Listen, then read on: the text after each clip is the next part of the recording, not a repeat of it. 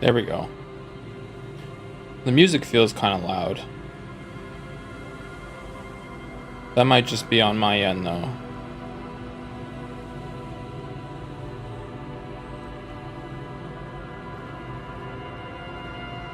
Hard to say.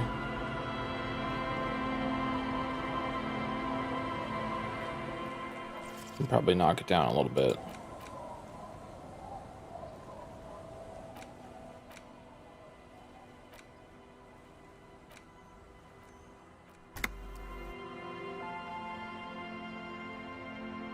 That seems better.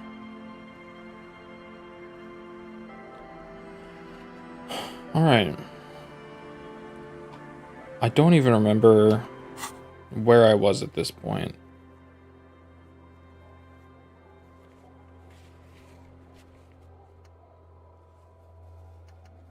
There's so many things to, like, do.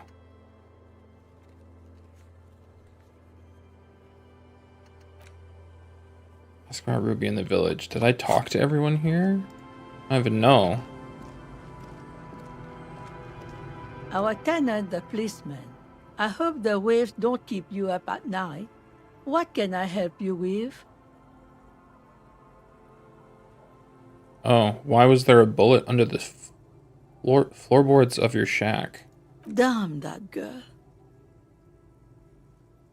A bullet? Lieutenant turns to you and gives a little nod, then turns to the washerwoman. You didn't put it there, did you? She did. Gone and hid things in there? She's usually a good tenant, and not a stupid one either. You entered the room to her. Yes, I let my room to that Ruby girl. She speaks slowly, wringing out a rag after a long silence. Her hands move into the water bucket. Some water sloshes over the edge. As I've done before when she's been in trouble or just looking for solitude. I've made it clear. We welcome all kinds of people here.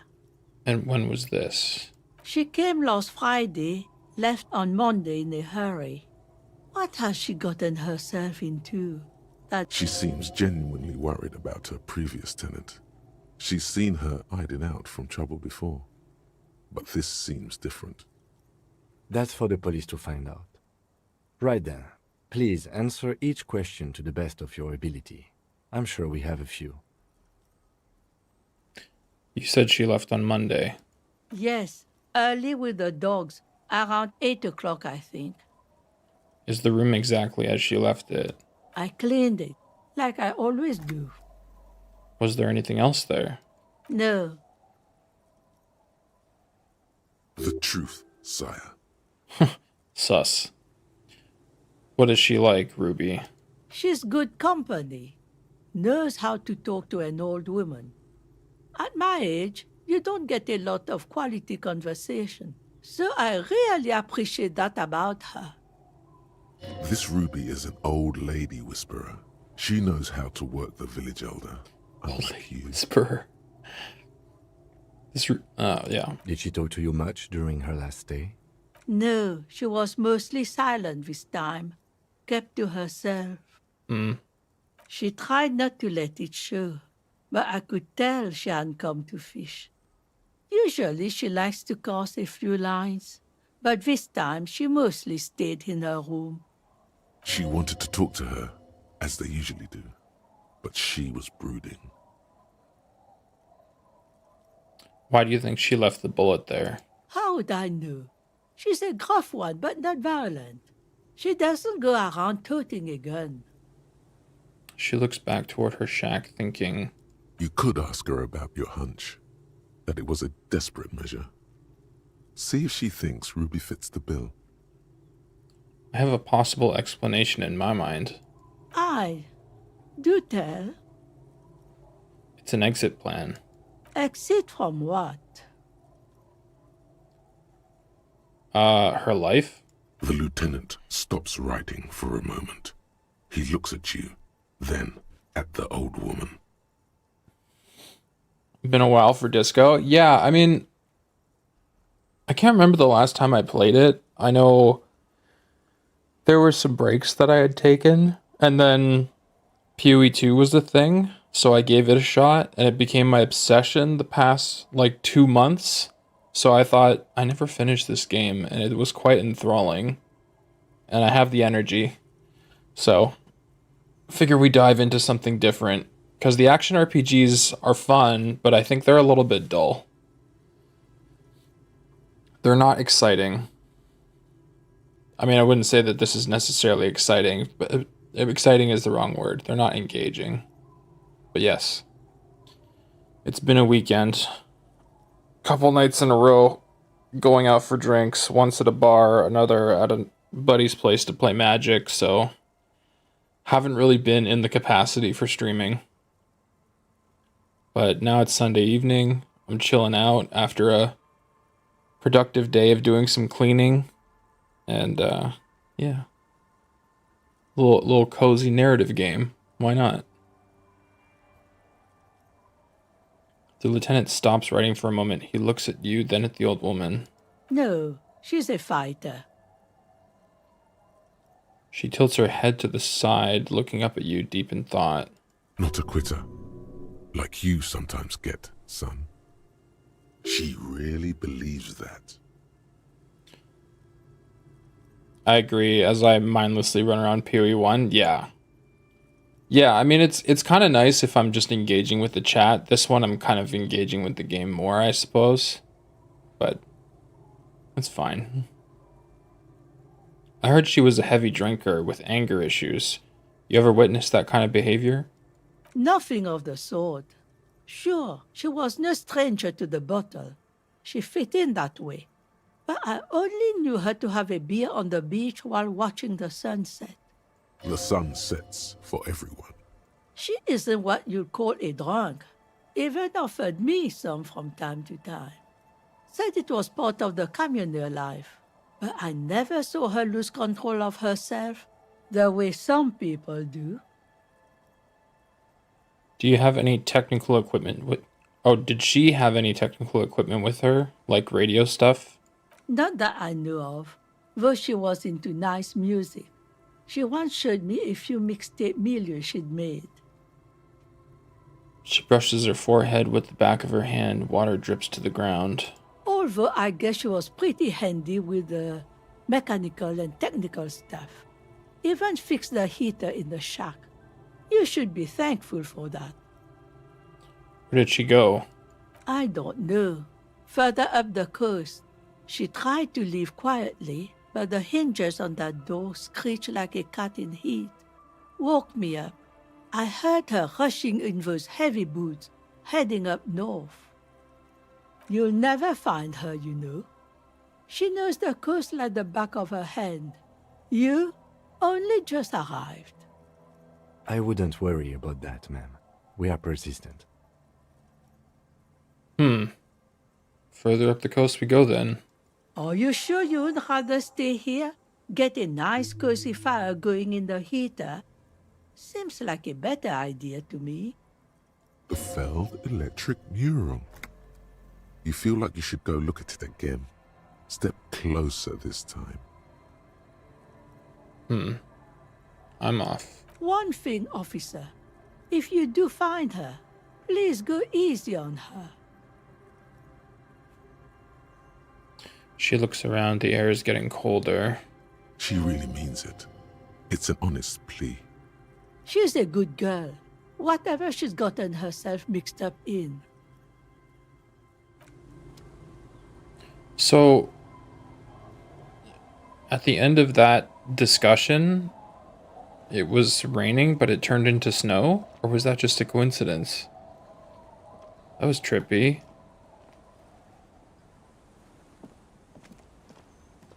I think there's also some guys. Yeah, these guys. I don't think I talked to them before.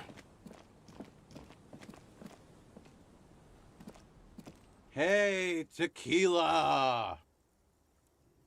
A 30-something man clad in a two-piece lycra tracksuit puts down his pilsner and extends his hand in greeting. Good to see you. How's business? How's the whole reality situation treating you? Oh, we've met? I'll shake his hand. So what's happening? Wait, tequila? Yeah, Tequila Sunset. How are the, high-concept, reality-based adventures proceeding? Good. These people know your true name. Looks like it has preceded you, Mr. Sunset. More on that later. Yo, Ink, what's up? Uh, not too hot. I'm on a 50-year losing streak. That's harsh. I'm like 3 or maybe 4 years into mine. Wait, no. Make it 5. He looks at his shit-stained lycra with a grim expression. Things aren't going super well for Idiot Doom Spiral either. Haven't found those keys yet, haven't won that great piece of ass back. No word from my business buddies. Takes a sip from his beer. This guy's your buddy. You feel it immediately. You belong to an organization, a fraternity of drunks. Have you seen a red-haired woman named Ruby around here lately? Can't really remember seeing any women after losing my keys. It's a touchy topic. He hasn't got laid in ages. That's disturbing.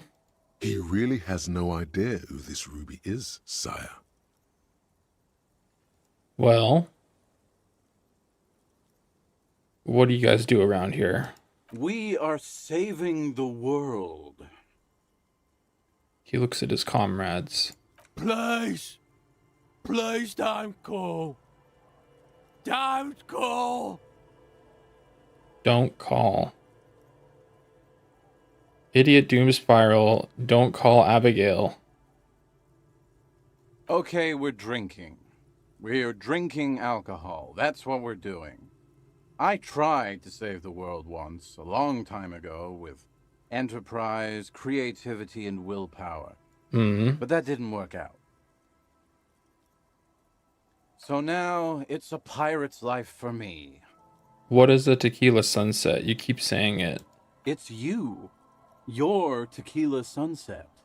How do you know this? We've met before. Don't you remember? No. Aha. Do you want to know how Tequila Sunset came to be? Tequila Sunset. Something ominous there. Tequila. For some reason, the name tequila fills me with foreboding. Maybe I shouldn't learn what it means. You think you feel bad now. Wait till you've heard the story. No. You need the wisdom. Go ahead. Let me take a sip to moisten up my chords. Tequila Sunset rolled into Martinez last Friday. And by Tequila Sunset, I mean you. The man, the myth. Did we meet on Friday? Hey, let's not jump ahead of ourselves. This is your story. Stop interrupting. He takes another sip, then continues. You got here on Friday to solve a case, hoping to be the early bird who gets the worm. And by the worm, I mean the buzz. Because as far as I know, all you did was get piss drunk. Okay. Word on the street is you went around the local hostel telling people that you're a police officer, and that it would be really fucked up if you shot yourself in the head right in front of them. That's pretty high concept, if you ask me. Oh yeah, that's totally your style. The lieutenant's brow is furrowed. He's listening as casually as he can. Not the first time this comes up. This comes up. Coughs awkwardly. Hey, man, I'm not judging. This life's a valley of woes. Some of the highest concept people in history have killed themselves. And been drunks. It says the silliest dialogues and wordplay. I love it. It's just so bizarre. It just makes me go. It seems to drive out a visceral reaction from me every time. Because there's some unexpected line.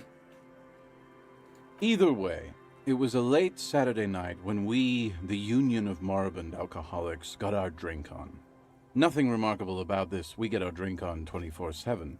Makes everything warm and glowy. I trust you know the feeling. This game bores me to actual death, but I like daps, so that you know.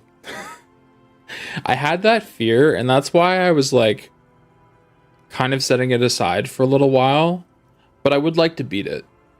And I know that it has kind of a, maybe cult following is the wrong phrase, but I know that it has a following of people who like really love this game.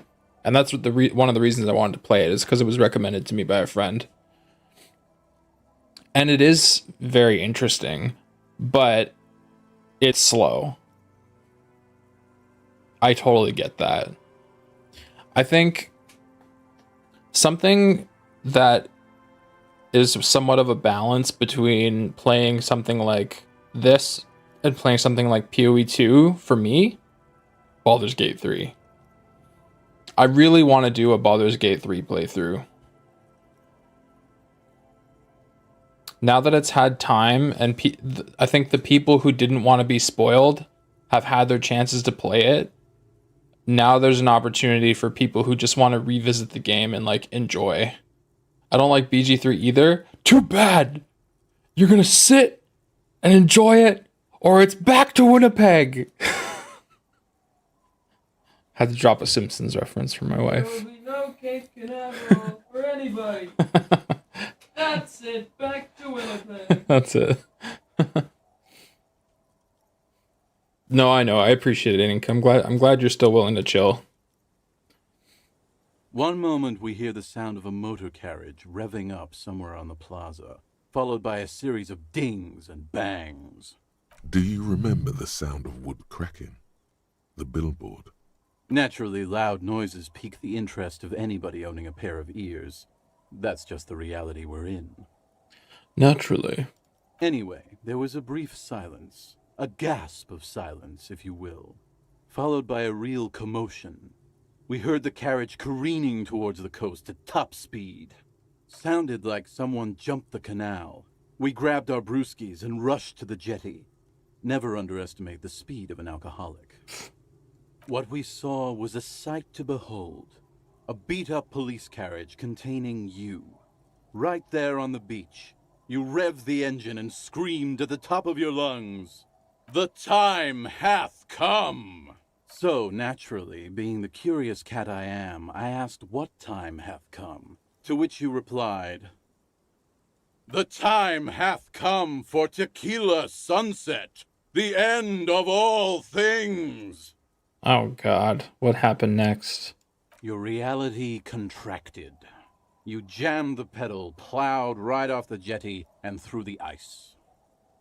Your hands cramp on the steering levers. We ran towards the ice, whilst you crawled your way out, miraculously unhurt, covered in seaweed and shit, like some kind of sea monster. Ugh. When we finally got there, you were sitting on the beach crying. You said that your badge and uniform were in the car. It was too late to get in there, though. The carriage had sunk too deep. Recognizing a brother in need, we offered our condolences and invited you to party with us, which you naturally agreed to. What else was there to do? Thank you, brothers, for your helping hand. We asked about the whole tequila sunset thing, and you told us it was your name now and insisted that we all call you that from then on. My real name is Harry. No, that's just what your mother called you. Your real name is Tequila Sunset. Just embrace it, brother. How long did we party for? Hours. It was an all-night drink-a-thon. Then, at some point, I think it was Sunday morning, you got belligerent and wanted to talk about Revacholian women. How they're beautiful and also whores. My morale. How one of them fucked you real bad. After a short while, you crossed the event horizon, looked sullen, got up, and left without saying anything. Wow, that's quite a story. Yeah, I bet Tequila's a fucking legend around the precinct. You must be proud to work with him. If you only knew. Did I tell you anything specific about the person that quote unquote fucked me? You were pretty vague about it, but you kept saying you got fucked real hard, and that we've all been fucked too. Please, don't open that door. Oh no. No one's fucked me. I do the fucking around here. Ugh. Abigail. It seemed pretty painful, to be honest with you. If I had to guess, I'd say you're still working through some shit. Did I mention losing anything else? Beside your gun and your badge? You said something about your hope or heart or something. To be honest, the details are a little hazy. In retrospect, I guess you lost your motor carriage too? That's a big one. Did I say anything about my colleagues? You told us that they were a bunch of fucking losers whose main interest was cramping your style. Damn. It's more like you were cramping theirs. No specifics, though. It was more about you that night. You were the star of the show. Did I say anything about the case? Yeah, you said it was no biggie and that you'd solve it in no time.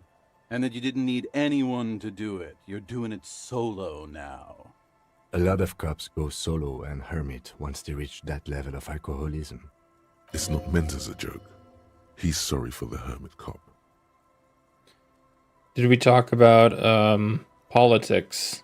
Oh, I think this is gonna lead down like the fascist route, and I don't want to do that. Did you get a read on what kind of cop I was? You kept apologizing for being such a bad cop, and for the damage you inflicted on everyone around you. Oh, the sorry cop. Well, that fits with the Canadian thing, so I'm cool with that. You also kept pausing to knock the heel of your hand against your temples, saying, stupid, stupid, stupid, stupid. It's a hard thing for a man to confront his past. That's why I avoid mine at all costs. It's so cartoonish. You seem like you're characterized by your storytelling ability. Want to tell me another one sometime? Whoop-de-doo. So now I'm a fucking storyteller. Right. Why not? Better than a beach bum. Want to tell me how you became Idiot Doom Spiral? It depends, really. Are you willing to help me out? The gleam in his eyes and the slouch in his posture is so incredibly familiar. You might get scammed here. I have a feeling this is going to cost me a lot. No, the reality of the situation requires a rather modest contribution. A little motivational package. You want booze, don't you? I don't want it, man. I need it. Can't tell stories without it. Dry stories are boring, you see? So, have you got anything for good old Idiot Doom Spiral? A bottle for a story. Seems fair to me.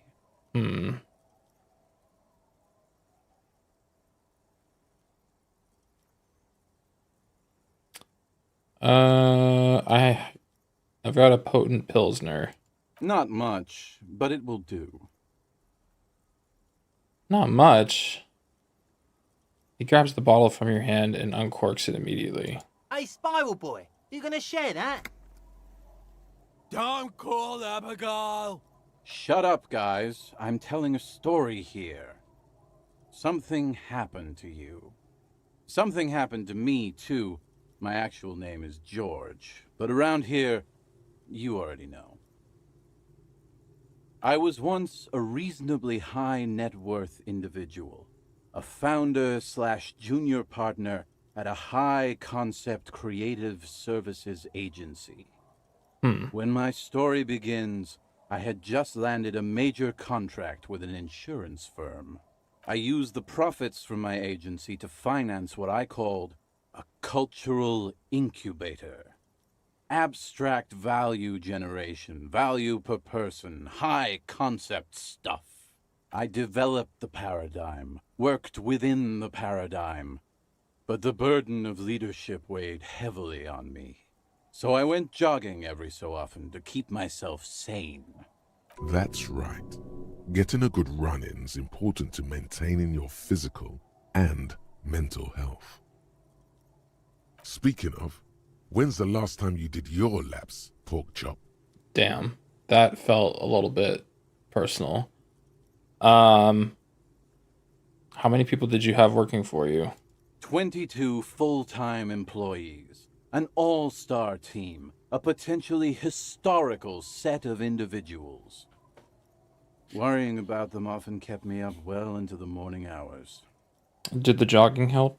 It did. With my trusty Sansarique tracksuit, I felt like I could conquer the world. But now dreams are worn thin, much like my tracksuit. What happened? One day I left on my evening run. As you may know, it's impossible to clear your head when you're distracted by the sound of keys jangling in your pockets. He shakes the ball and makes a ringing sound. His eyes are clouded. His dilated blood vessels encircling his irises like stinging brambles.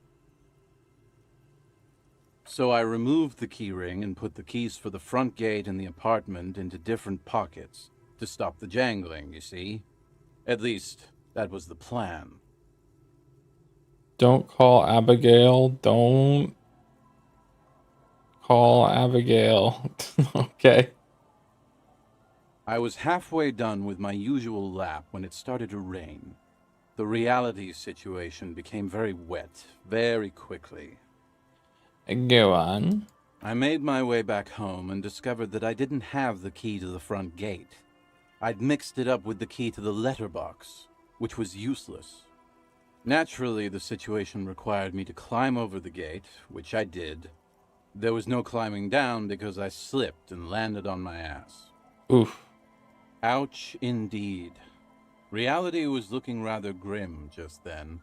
Me lying on my ass in a mud pit in the middle of a heavy shower. But when life knocked me down, I always got up. So I made my way across the yard. Standing in front of my apartment door, fumbling with my pockets, I realized that I'd also forgotten my apartment key.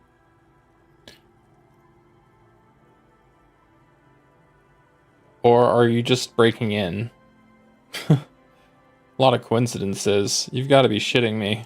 I wish I were, Tequila. I wish I were. Instead of my apartment key, I'd taken the key to the office.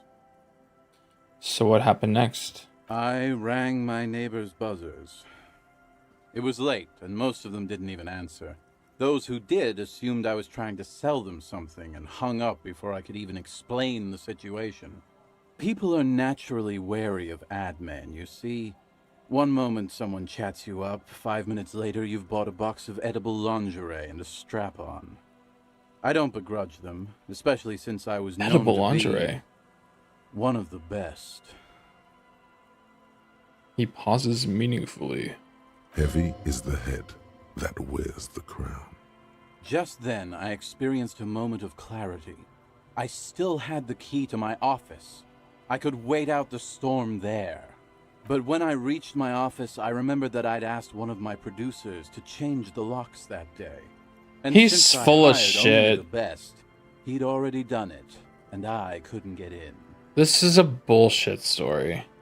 Anyway, long story short, life spiraled out of control. I haven't gotten into my apartment for years, and my girlfriend left me because she didn't want to date a homeless man. The company, well, you see where I'm going with this. He pinches his thigh as if to check whether this reality is the reality. So, now you've heard my tragic tale. What do you think? Like nothing you've ever heard, huh? Is that it? I feel like there are steps missing. Tequila, I've thought about this series of events for a long time. If there was anything else to it, I would have thought of it by now. Why didn't you go to the authorities? Well, at one point they came to me, but, I didn't have any ID on me, so they tossed me in jail for 2 days. I can't say it increased my faith in the RCM. No offense, gentlemen.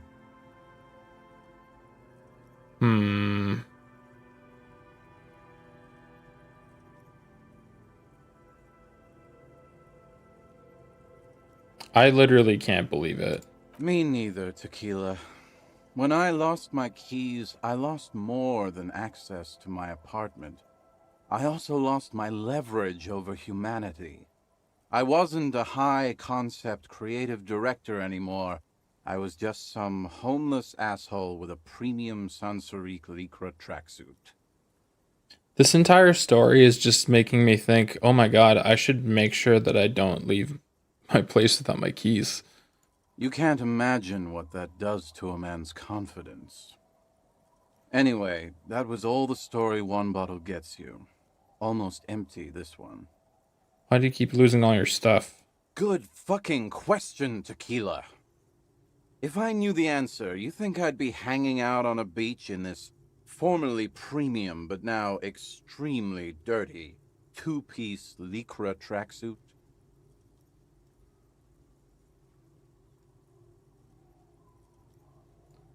I used to own my reality situation.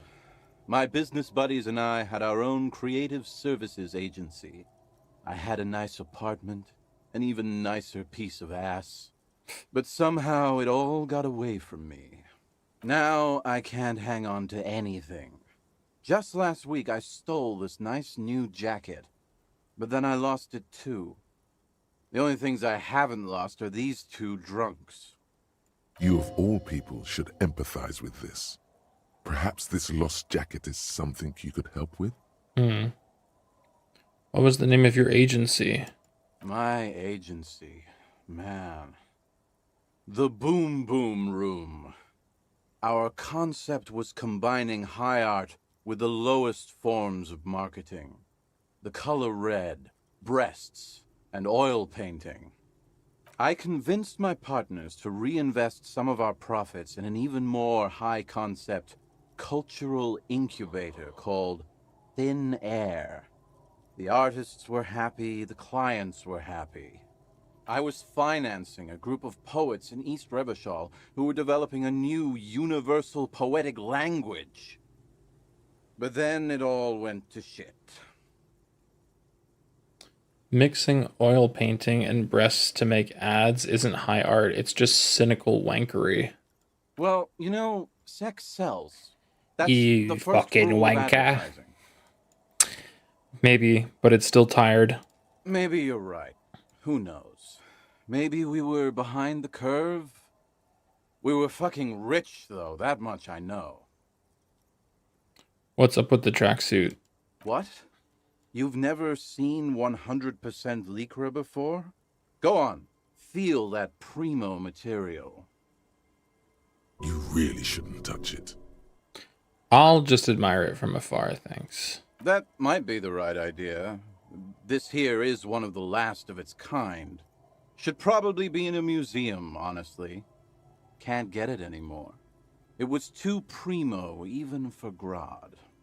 Wow, you're lucky. It's interesting, like, on the one hand, I do kind of agree with you, Ink, in the sense that it's been almost 40 minutes. Like, granted, the first couple minutes I was just setting up, but I walked like 2 steps and had 2 very long conversations. But that's just kind of what this game is. Conversations. Funny conversations, but conversations.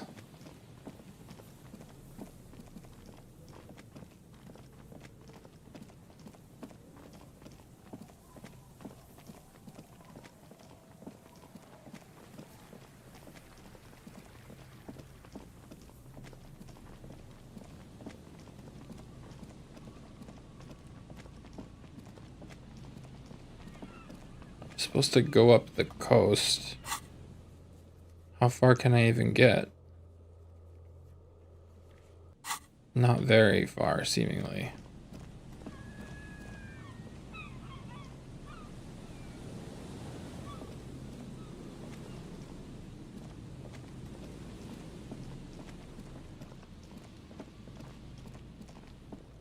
We already checked this, I The remember. dome-shaped plastic boy. Yeah.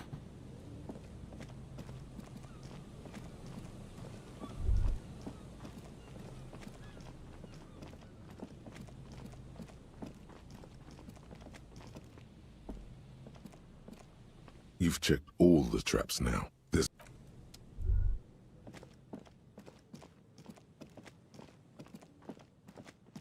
This thing?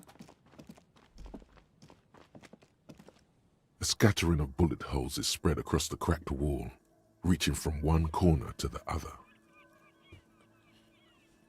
Even more bullet holes. Something's definitely gone down here.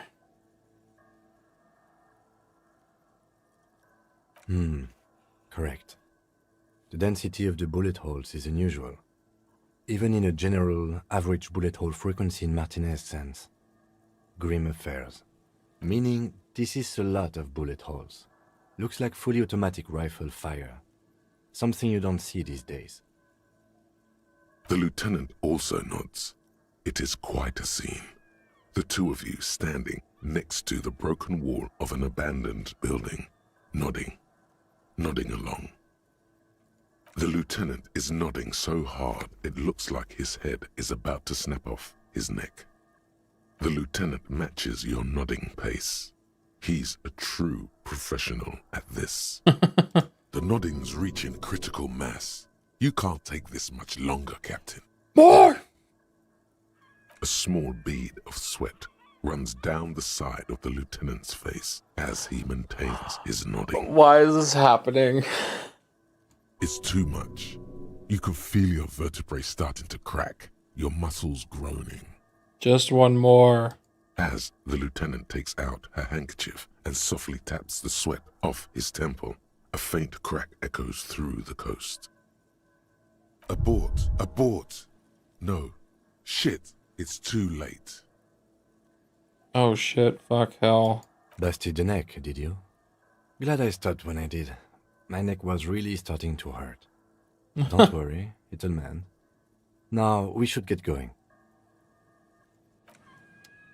Oh, if I take one more damage, I'm gonna die.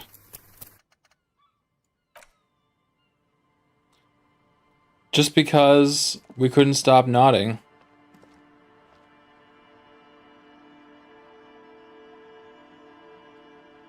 Well then.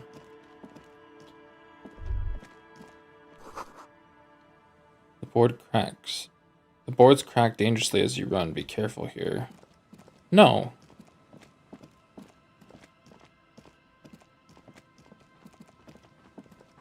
Can I get it to, like, get me in there?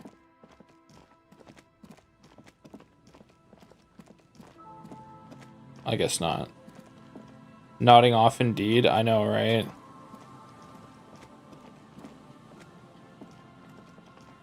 I feel kind of bad.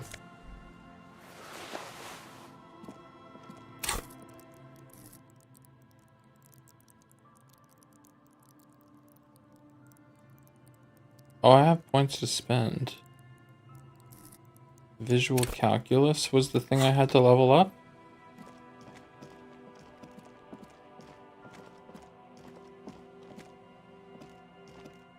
A scattering of bullet holes is spread across the Yeah.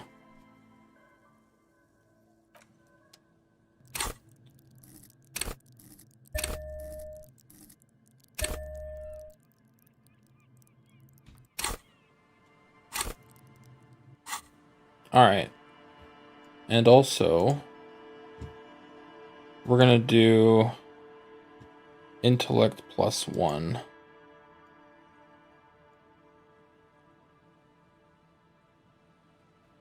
I'll just minus the psyche.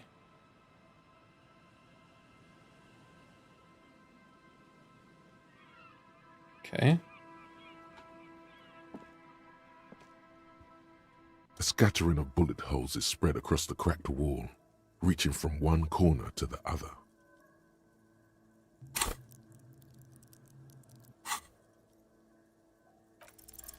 Unable to piece together the big Damn it. picture just now, there's a hole in their hypothesis. I was one away from passing.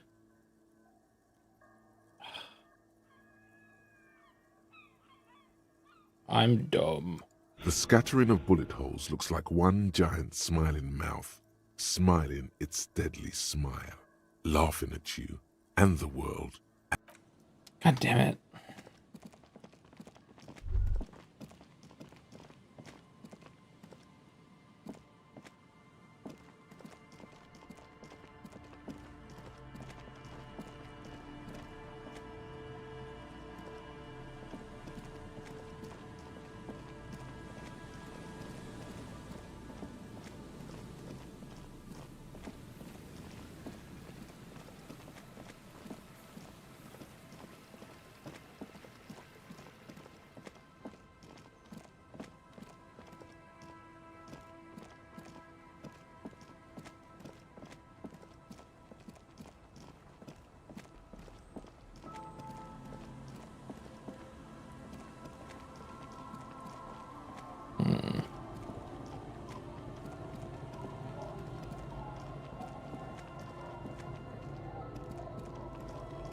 Or can the lady take us on her boat?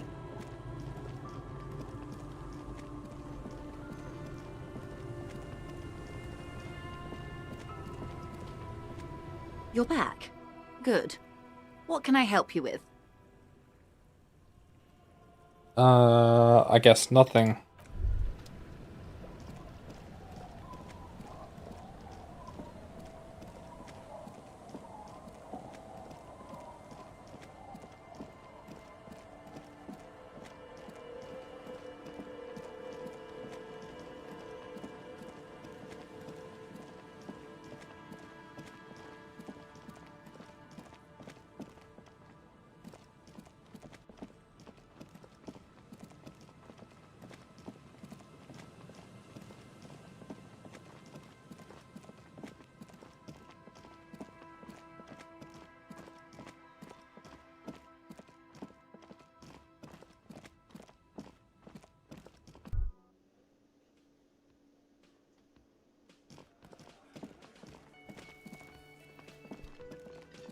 Did I already talk to him? Ha ha! Nothing like the gratitude of a good woman. Now then, what can I do for you? He tries to play it cool, remain professorial, but inside, this man is itching for some news on those traps. So I checked all the traps. Good. Okay. And? One of them was empty. Completely empty? There was nothing in the trap, no locusts, no phasmid. No locusts? No phasmid either? That's not ideal, but... It just means the Insulindian phasmid is even more clever than we thought. Sure. Of course, more clever. You're dealing with a subject near and dear to their hearts. It might behove you to tread lightly. Yes, the Phantasmadeia picked off the locusts and escaped. This is good news, though we'll have to reconsider the design of the traps, make them more secure. Another trip to the reeds. Well, what a deft hunter this phasmid. Of course. Be sarcastic. Unless you have an alternative hypothesis you'd like to venture, mine stands, okay? Actually, no. Excuse me for getting emotional. This is a big deal for us. You've helped us twice now, and brought some great news too. My gratitude, and the gratitude of the Société Cryptozoologique de Ravachol, is yours. All right. Heartfelt gratitude. But does it feel like closure? What really happened? Thank you, it's an honor. We should probably return to our main investigation here. This has been refreshing, but... Helping cryptozoologists isn't really a priority for our organization, is it? The lieutenant looks out the window, impatiently. Develop an alternative theory about the missing locusts. Consider the way the empty trap was disturbed, as though shaken. Most likely the hands of a young person.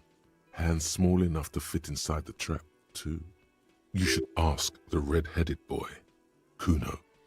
Fucking Kuno. A little hooligan. But what would a child want with bags? Oh, my dear Morel. You've been an old man for too long. Kids love to torment insects almost as much as they love to torment old folks.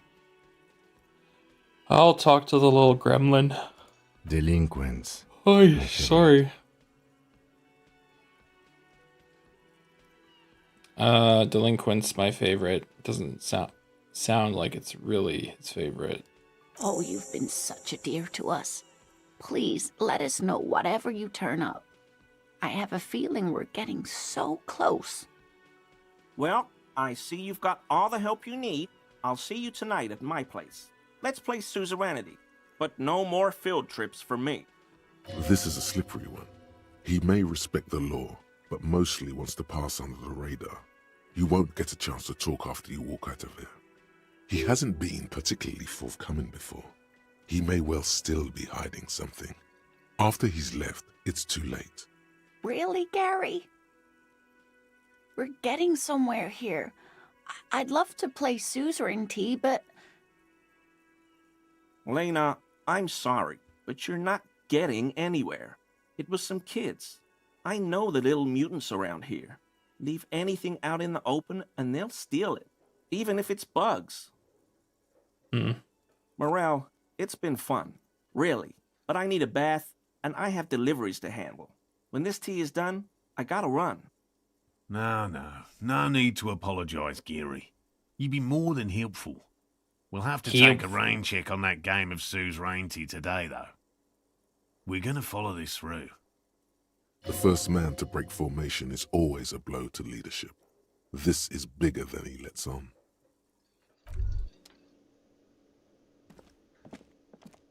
Always a pleasure to see an officer of the law. I mean, officers. Once more, you hear that odd clicking sound coming from Gary. I guess I don't. Oh, I do have a point to invest in composure. Composure. 83%, but let's really drive it home. So bump up the motorics, and we can drop the psyche. It was motorics, right? Yeah. Oh!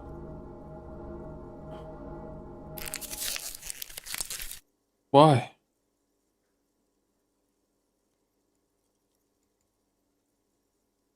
Why can't I... Hello?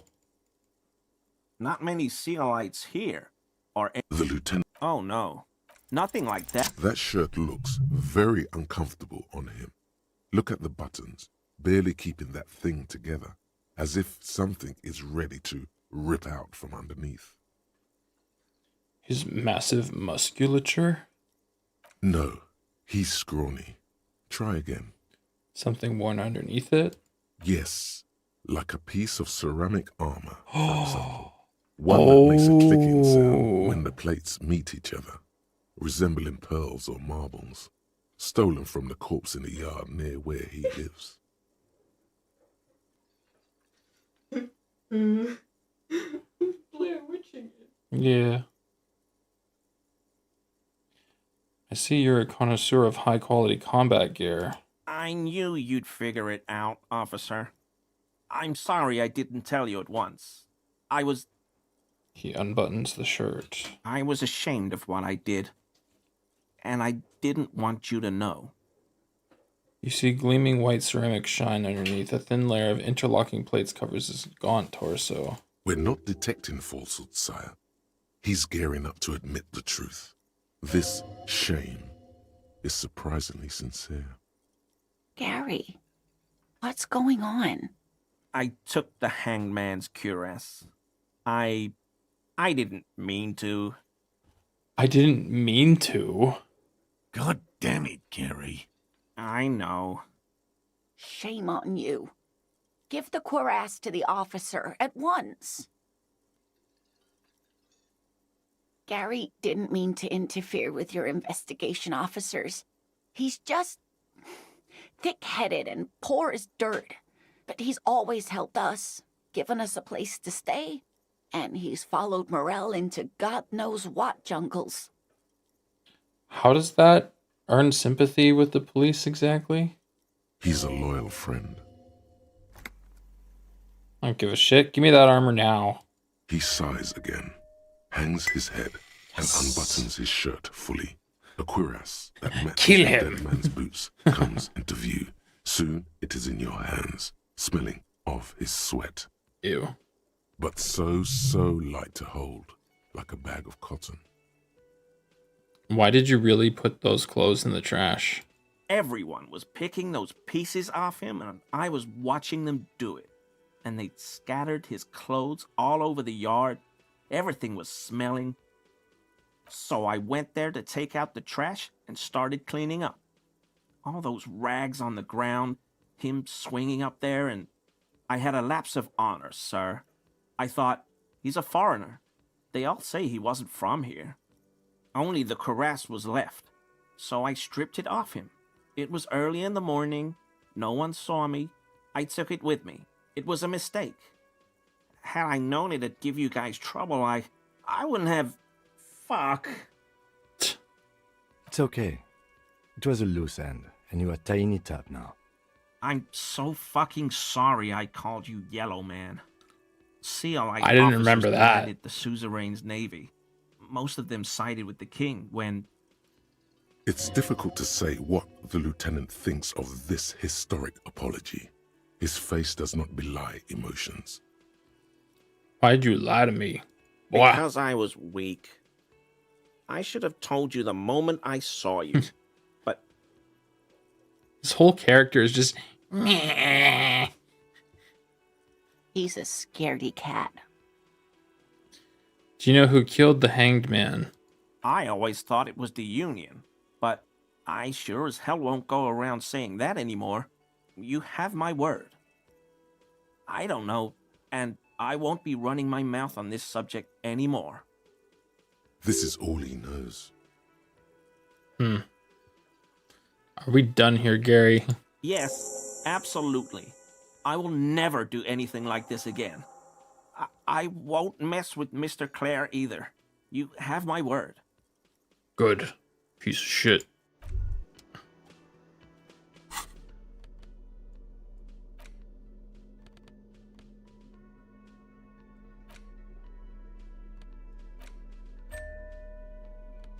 Oh yeah.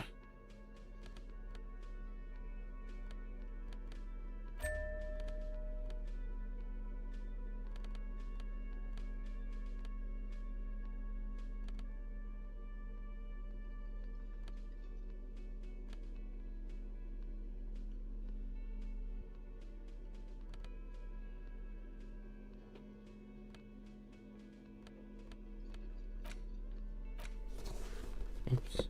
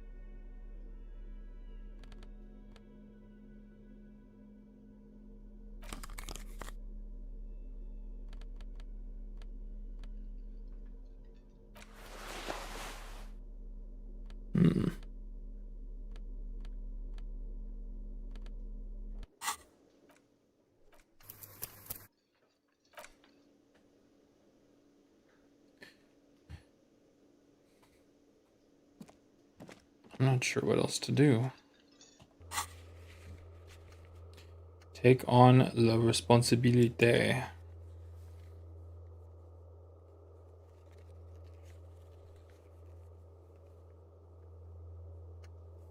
Investigate apartment 10 for the cleaning lady.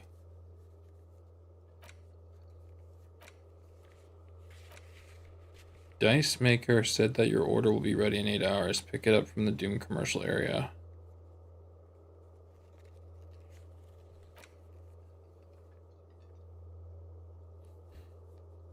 Yet to be totally answered. Is whirling in rags part of the doomed commercial area?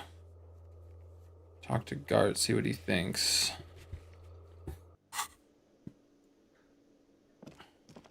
Can I help you?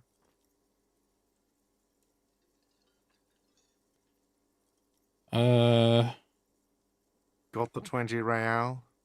Then why are you wasting money? Another thing. Great. I love those. I may have discovered that the whirling is part of the doomed commercial area. What? Why would you say that? We're at a completely different address from that whole thing. So he knows of the doomed commercial area and its address. So you know of He's the thought about curse. this. Everyone knows of it. It's listed on the intercom outside as one of the businesses in Building B. You should get your wiring fixed. I tried to call and couldn't reach you. I've been working here for a long time, and that intercom has never been used by the whirling. Not once? Isn't that already a sign of decline? It's a sign of the whirling in rags not being part of the doomed commercial area. If anything, we're revitalizing this neighborhood. Relax, Mr. Gart. I'm sure there is no doom. He simply wants to share his discoveries with you. The whirling was once the East Delta Pinball Arcade, which failed.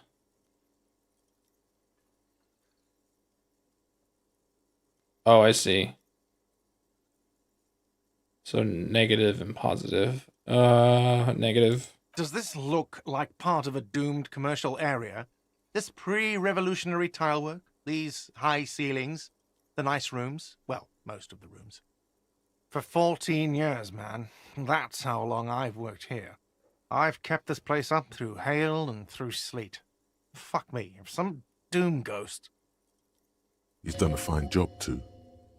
Though he's spoken of the place dismissively before, the hostel is actually very important to him. You really care about the whirling, huh? Yeah, it's slowly growing on me. Yeah. It's beautiful in its own way, especially for this neighborhood. I've been trying to keep it that way. Even if it is part of the damn doomed commercial area. So you finally admit it. Yes, your police skills have delivered. I'm sure you'll get a commendation, maybe even a promotion. Who owns this place? Some real estate management company. They never come around here, just collect money from afar. Honestly, I think some money laundering might be involved.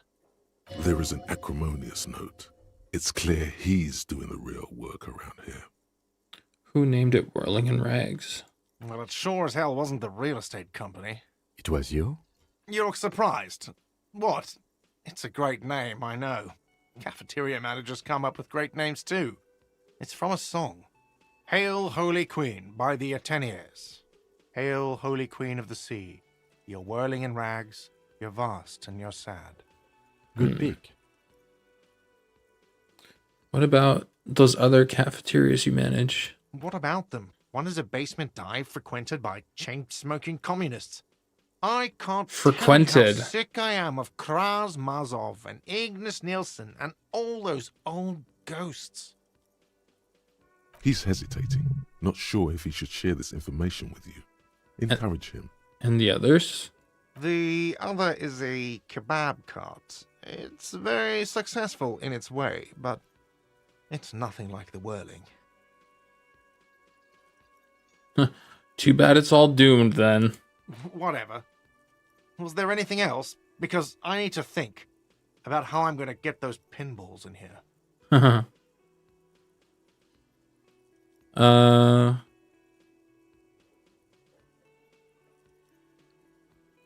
What if I told you I got into this black back room behind the blue steel door? Oh, okay. Well, I did hear you make noise back there, so good for you.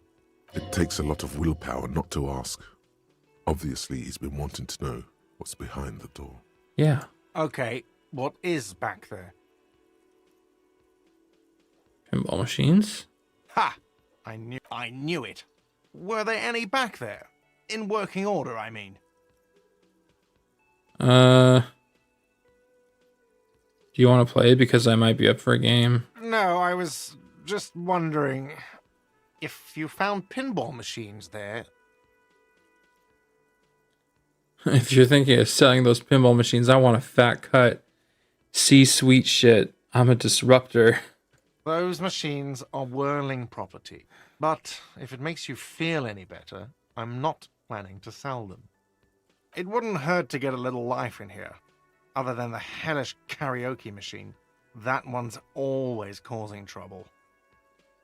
Alright. Yes? Wow, you work hard. I do. Oh, yes. You hustle. You're a provider. It's tough out there, but you keep it real and provide. I guess I do, yeah. Oh, yeah. Like a horse, a workhorse, for hard work. Just to be clear, what hard work do I do exactly? Look at yourself. You're a human pedometer. You must have walked 200,000 steps down cracked asphalt, mosaic, sand, and linoleum after you re-emerged. That is the sign of a hustler who never gives up. The world is harsh and people are evil. You didn't make it that way, and you won't let it break you. You ride. Yeah, I ride a little. A little. You make money. You got gills, baby. Got Oh, those black stop. papers with the faces of the innocents on them. You bring in the Franco Negros and the Solas. It ain't easy, but you do it. Day in and day out. You didn't make the rules, but you won't lose. You're a cop and a sprinter and a money printer. You could say I took some money from that Manana guy too. You didn't log that in as a donation either. You don't log any of that shit in. You're a straight rider. Pawning stuff off to the suspicious Roy guy. Yeah, you're in the sales business. Yeah. Shake 'em for shit and then pawn it off. Law officer style.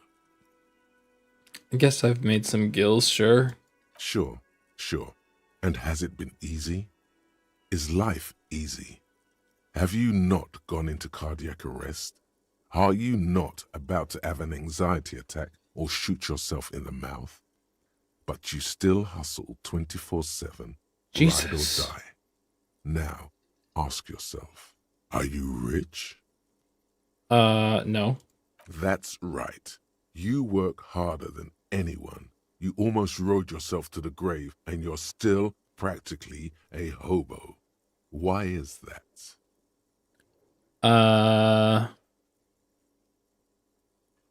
Fucking taxes, man. That's right. 100%. Fucking G-Man's got his jam-covered sticky fingers in your pocket, stealing from you every time you buy, sell, walk, talk, fart, so much as sneeze. Every time I sneeze? Every time you wipe your ass, they got their direct and their indirect modes of taxation. Sales tax, excise duty, extraction tax, alimony, one tax that doesn't even have a name. Plus there's the stuff people in other countries pay for. That makes them ask for more money from you. Here, total tax duties add up to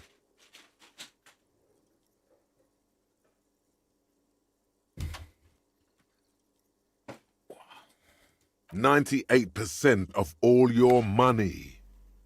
No shot. Are you sure? What are you not sure about? They're milking your nipples till they bleed. Can't you see? Oh, Aren't Jesus. you sick and tired of having bloody nipples? I guess I'm a free market fundamentalist now. Here you go, hustler. Fight the righteous fight. Free the people. Keep it real. Keep it street. Keep foaming at the mouth furiously on the tax issue. Capitalism! I don't know. It was just such a funny delivery. I was like, I'll humor this. We'll see where it goes.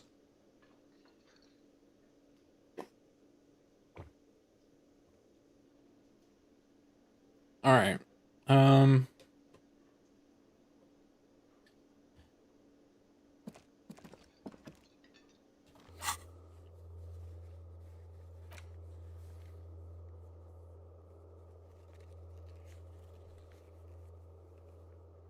Perform an advanced analysis using HE coordination.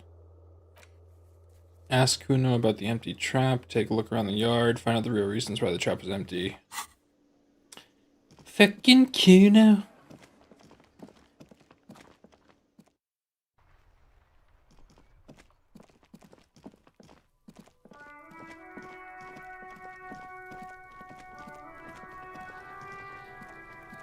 Fuck does Kuno care? The boy turns to you. He doesn't care. Kuno doesn't fucking care. Kuno doesn't care about caring. No, Kuno doesn't give a fuck about bugs. Oh my god, I told you that shit is lame! Shut up, see. Now they're gonna take you to lame prison! She sounds like she's about to cry, out of disappointment at Kuno's newfound lameness. Now hold on. No one is lame here. Just tell me what happened. Deny everything, Kuno. You need to lawyer up. Kuno's not gonna say anything without his lawyer present.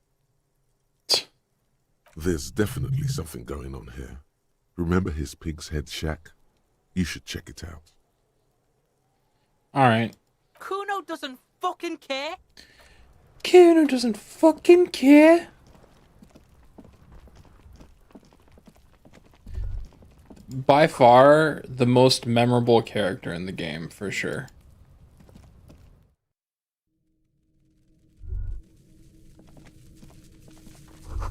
It's crawling with locusts in here. All around you, the hisses and chirps of locusts fill the musky air. Ew. The earthen floor of the shack has been shaped into mounds of mud, dotted with little holes for windows.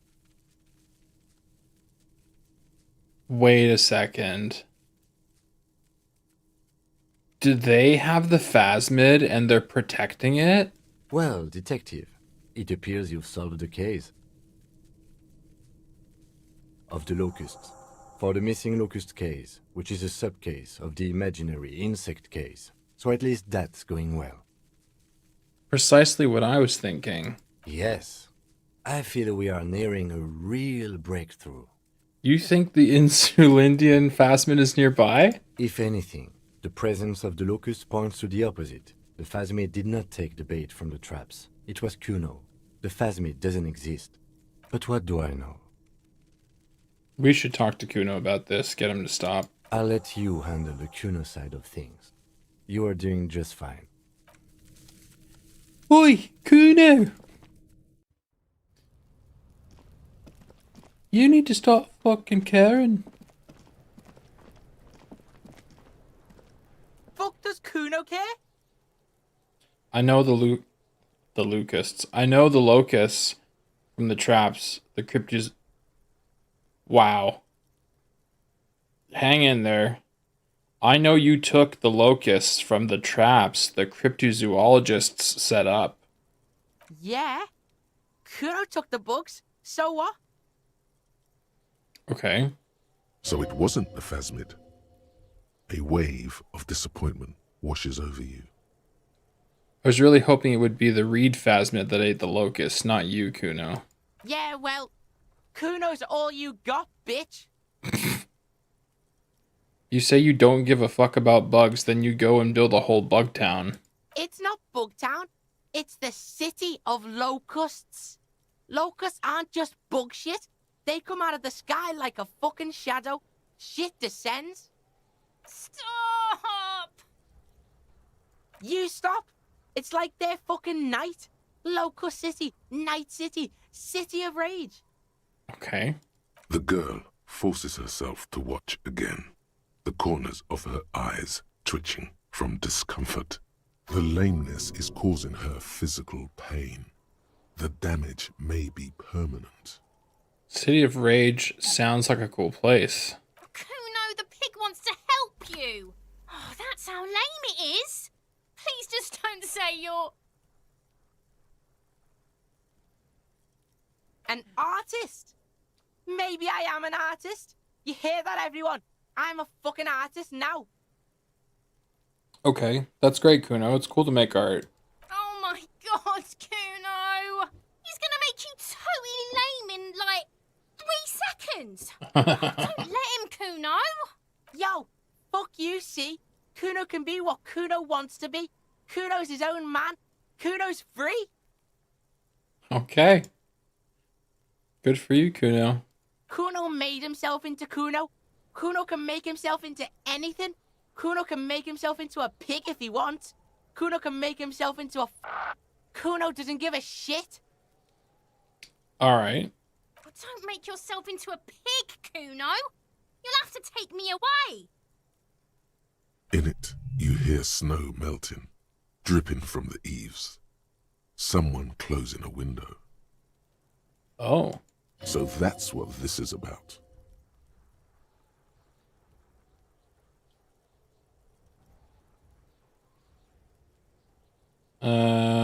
That depends on the choices you make, young girl. Without a word, she disappears entirely behind the fence. For once, the boy is lost for words. He turns completely red now, with splotches of white beginning to appear across his face. Use this momentary confusion to take control of the situation.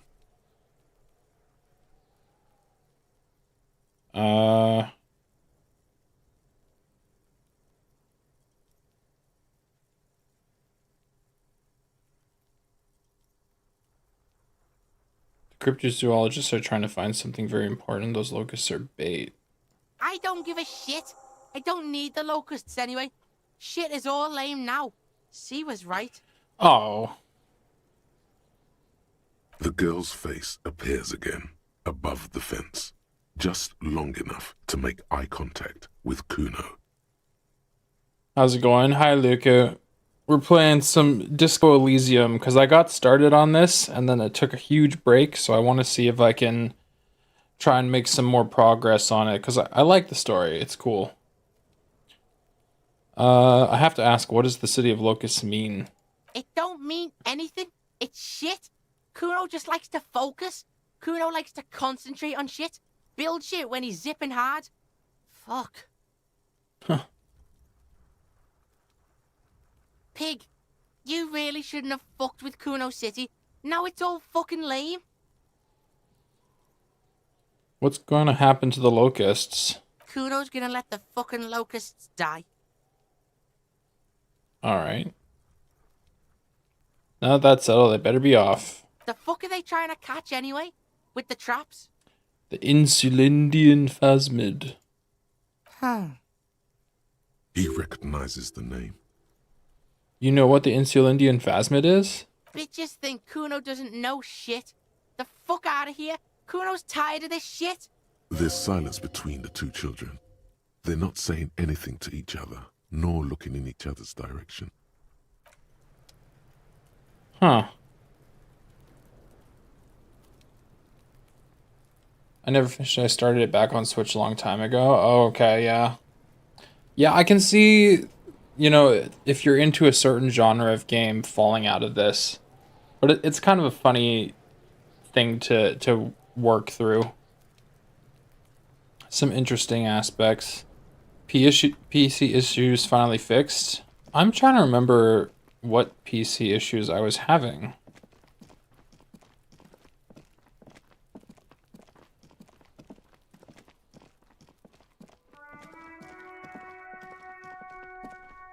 Like, we were having some disconnections maybe a week or so ago. Honestly, time blends together ever since I've been doing this school. But, yeah, I mean, I had discovered that in OBS Studio, I had built-in browser windows that were going to be my Twitch and YouTube kind of like streaming dashboards. I thought that was the issue you posted on Twitch for why you were AFK. Oh, no, sorry. So, like, what I posted on my story and on a community post on YouTube was just the fact that, like, I was going out on Friday and Saturday night anyway. So I took the night off from streaming because even though I had a little bit of time, I was downloading AI models. I had these huge models.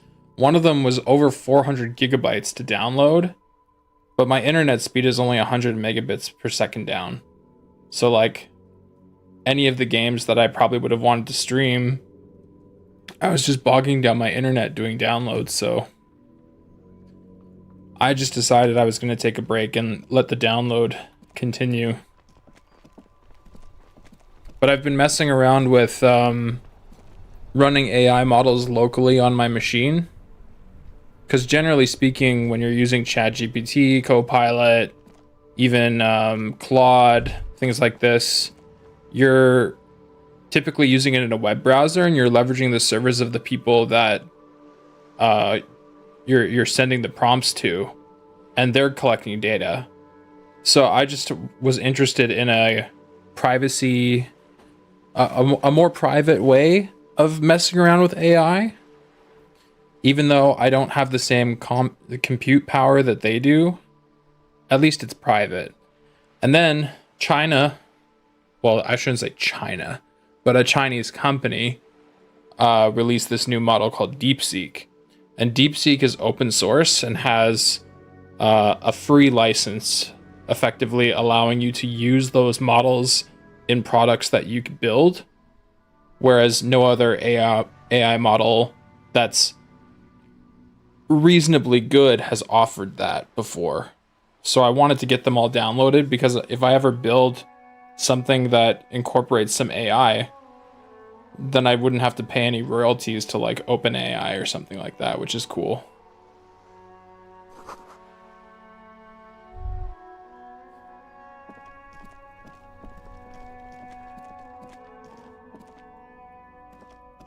An old call box with a matrix of push buttons lists all the companies in the East Delta Commerce Center.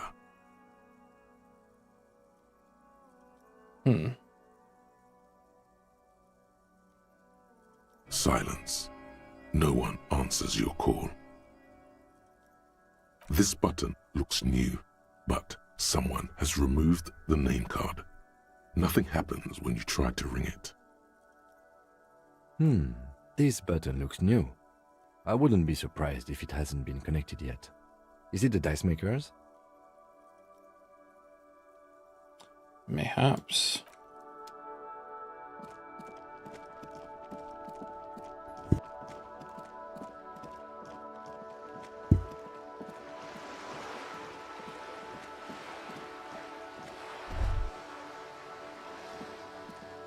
This coin-operated viewer. Oh.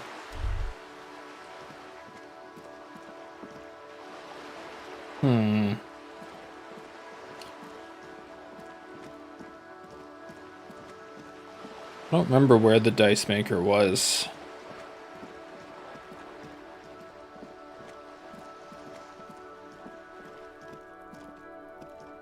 Just an ordinary wall. Nothing to see here. Impossible?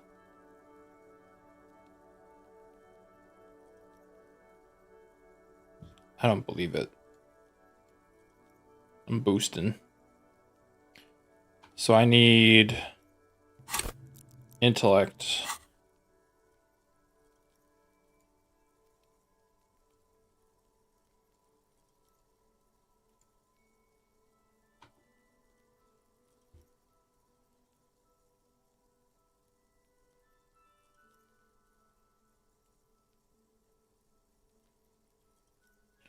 Nice. Yeah. Shit. Why? It's a wall. An ordinary wall. Why must we stop to look at this wall every time we pass by? We have business to attend to. 'Cause it's a cool wall, Kim. Shut up. God. Kuno doesn't fucking care, Kim. Trying to sneak up on me again? Trying to snuff me out? Get away, pig! Alright. Alright. You hear something running water. Someone's washing dishes. The door is closed again. Nothing to do here anymore.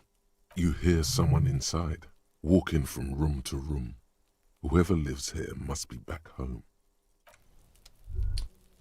All right.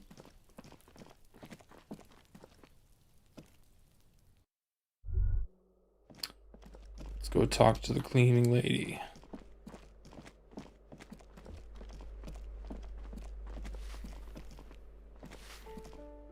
Give me a moment.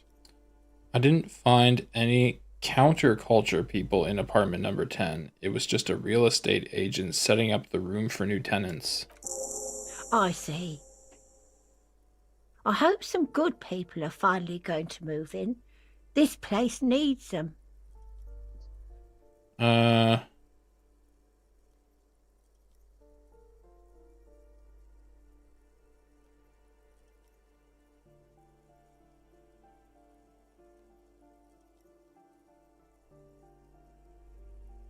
I'm sure everything will be fine. This apartment building needs slow change, imperceptibly slow.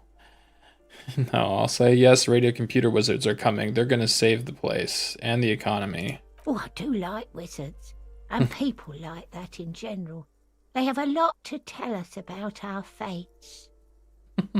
She means clairvoyance. Yes.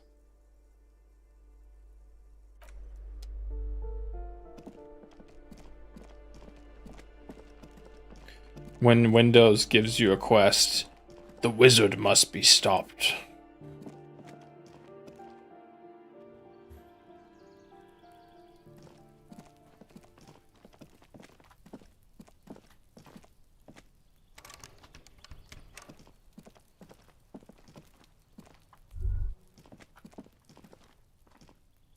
This door is made of metal and appears no one answers. Let's go.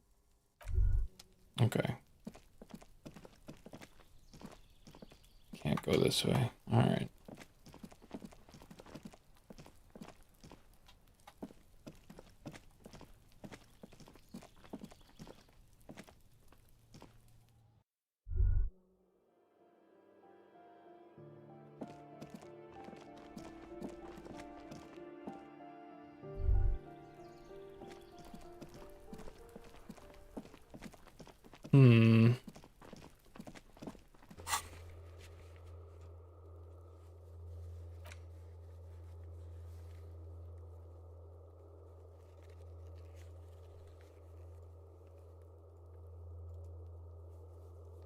Footprints in the dust. Damaged ledger. Horseback monument. Backyard wall.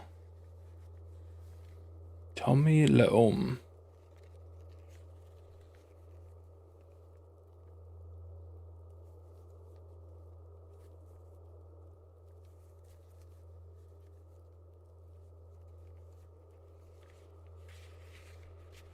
Ceiling.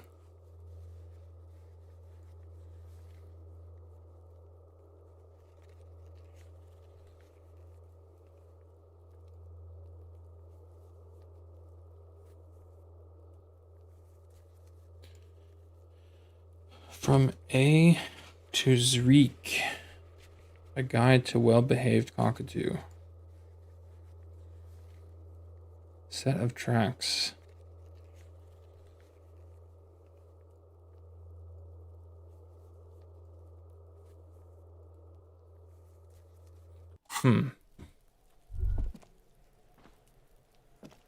Feels like there's just walls. Not walls, like things to roll on. Rolls everywhere, and no real understanding of how I'm supposed to progress.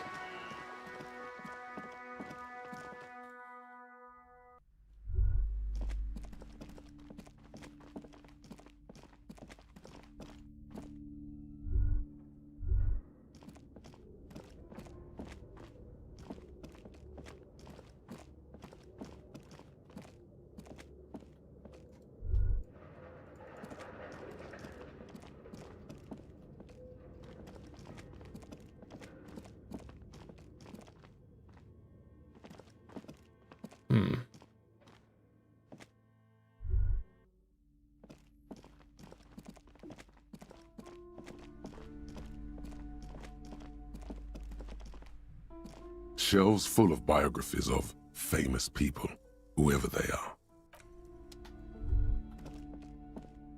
Several maps have been the maps look old and faded. Your eye. This bookstore is not strictly about crime. No. A sulfur-crested cockatoo sits on the cover, its beak slightly open. It looks as if the bird is calling out the book title, From A to Zurich, a guide to a well-behaved cockatoo. Angry storekeeper stare down. I mean, let's boost Motorix and see if I can pull it off.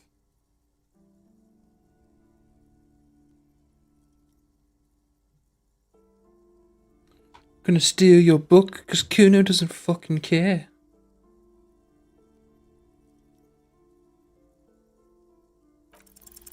You wait for the storekeeper to be It's my distracted. book now. When she's not looking, you haul the tome of cockatoos into your pocket. It's quite a challenge, but eventually, the guide to the cockatoos is yours. Splendid effort.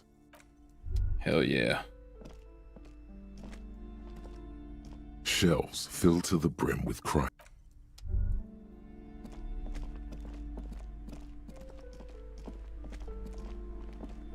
Hi, Ace Detective. Are you here for more books? Okay.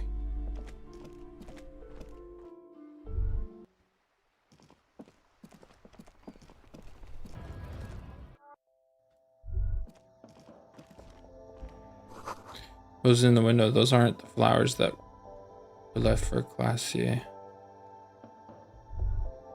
Huh. Is this about the questions again? Because I don't really know anything. Does Fruit have a warehouse in the back of the Whirling in Rags? A warehouse? I don't know. Maybe. I don't really care what Frit does. Here's something to work with here. She looks up from under her brow. Fine. Frit doesn't have a warehouse. Just a little back room here. Okay? Alright.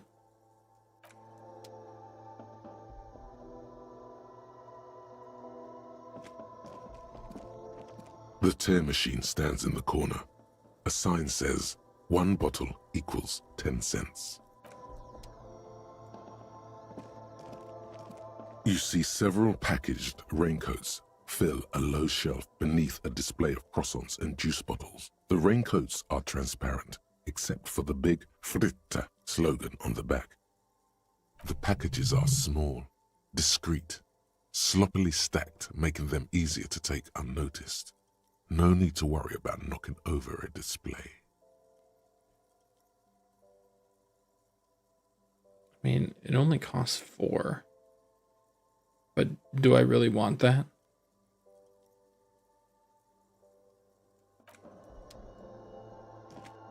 A colorful display of cigarettes and alcohol bottles line the shop wall. Again, I'm obliged to inform you that both alcohol and cigarettes damage your health.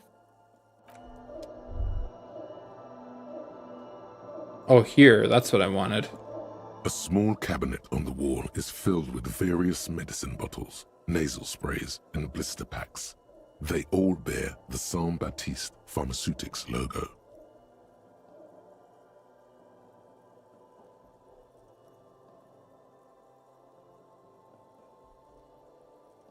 Okay, here. I hope Saint Baptiste makes you feel better or something. Okay, here. I hope Saint Baptiste makes you feel better or something. Okay, here. I hope Saint Baptiste makes you feel better or something.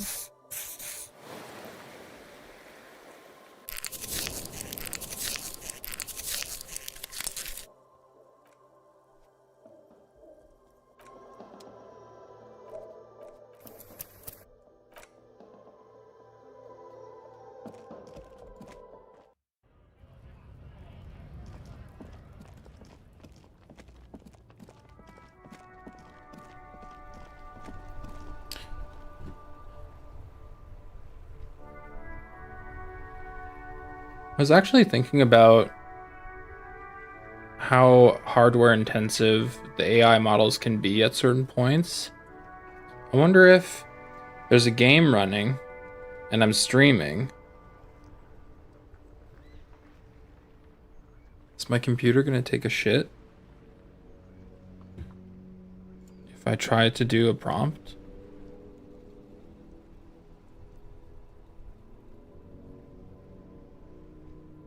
I'm very curious.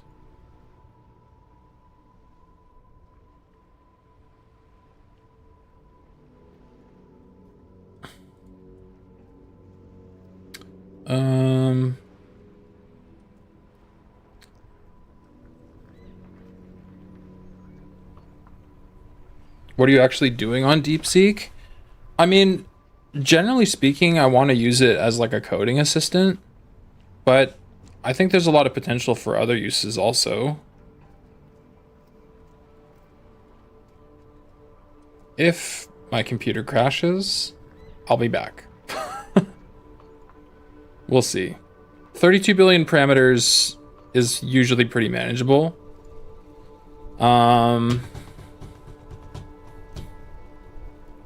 But this kind of like personality setup thing I did for coding with my computer, but we can still try it. Are you familiar with the video game Disco Elysium?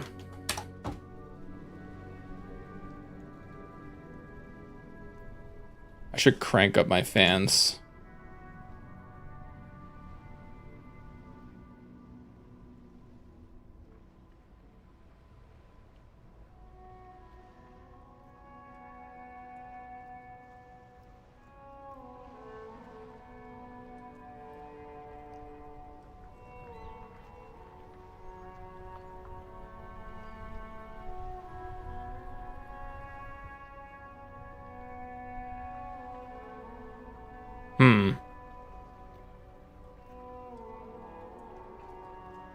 Oh, I can definitely tell my computer's working.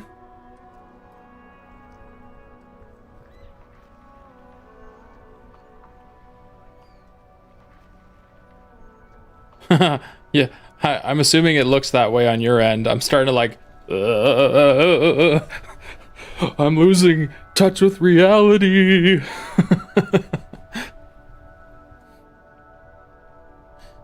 Is it fucking up the audio? Audio too, okay.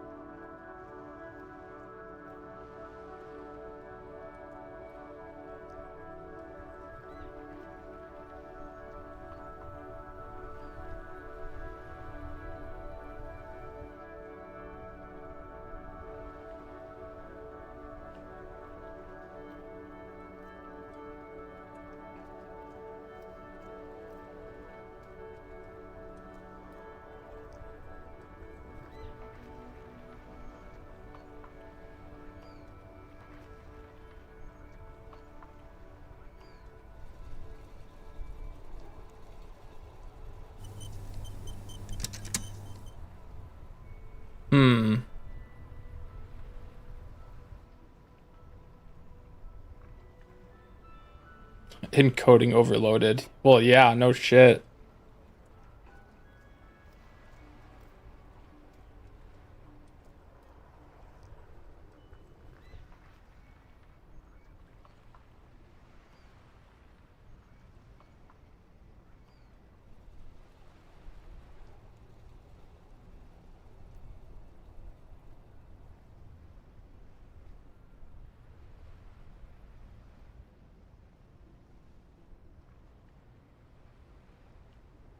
Okay, yeah, this isn't gonna work.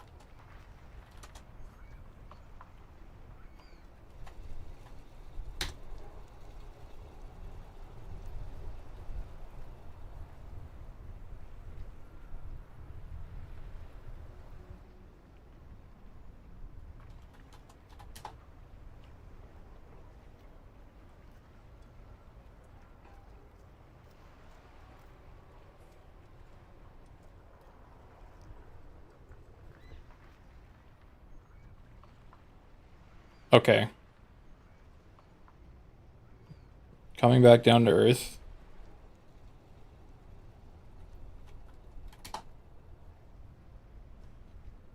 There we go.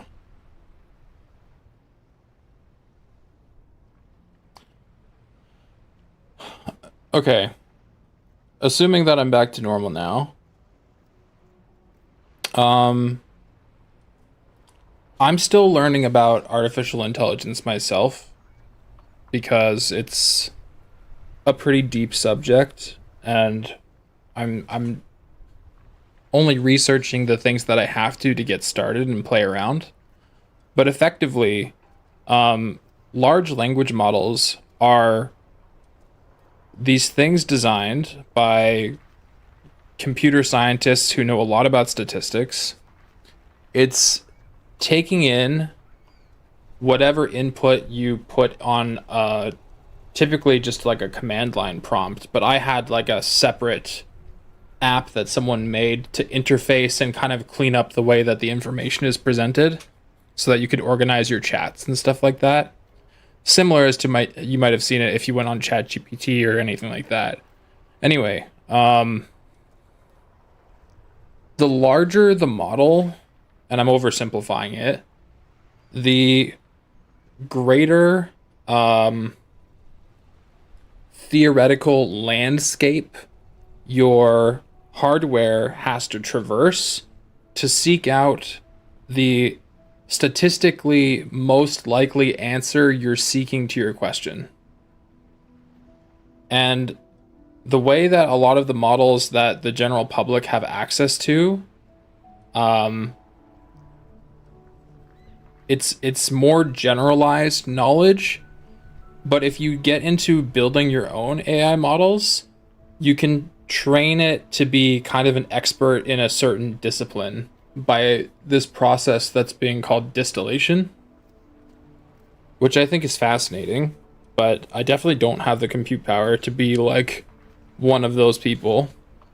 But I do want to be a user and someone who might be able to make cool things using these products that are open source, because the more open source access we have to these artificial intelligence tools, the more advancements that can be made at a reasonable price for, you know, the average consumer to use, so you have more people who can contribute to advancements.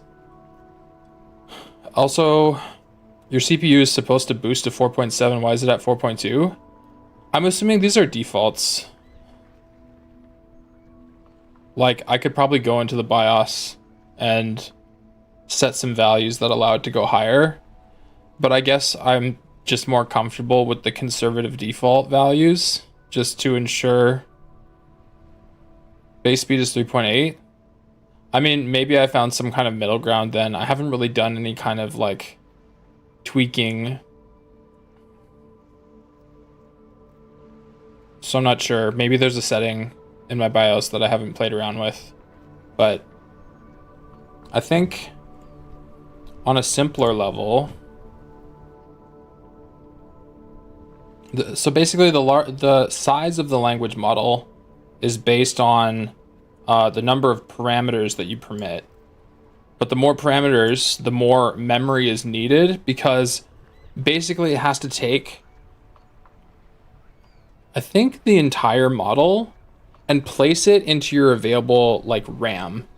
And then ideally it's your GPU that does all the work.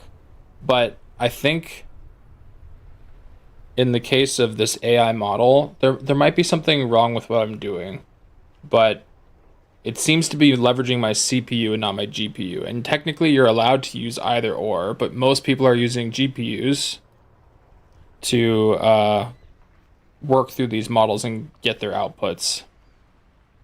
But if I do some really small model, I was using 32 billion parameters because that's kind of like the middle ground that the average consumer computer can use. And it does work for me when it's the only thing that I'm doing. But as you saw, my computer just took a shit and it just wasn't really going at the speed that I thought was reasonable. But if I do 1.5 billion parameters, it will work, but it's gonna do what's called hallucinate. it's gonna like very confidently present something that's probably very wrong. So I'm curious to see how that behaves. Are you familiar with a video game called Disco Elysium?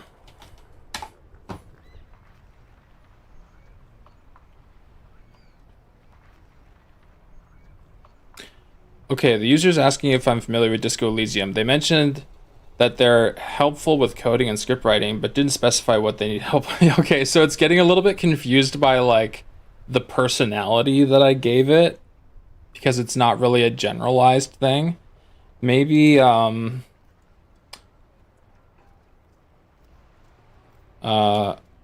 assist. You are a helpful assistant. That's like the default.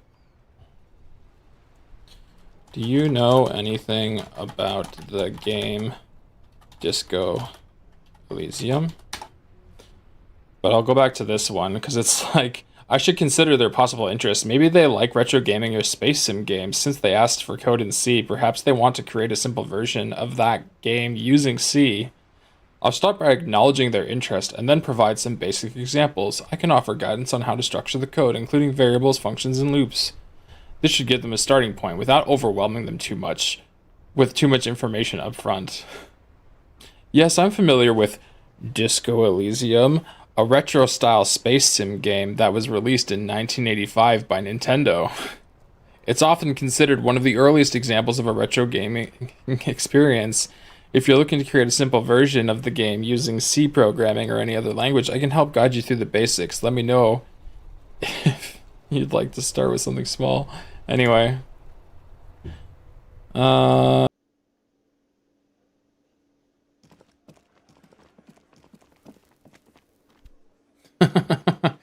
sounded like an AI prompt response. Black Hawk Down is a good movie where Black Hawks go down and people try to rescue them and more Black Hawks go down. It's all about Black Hawks.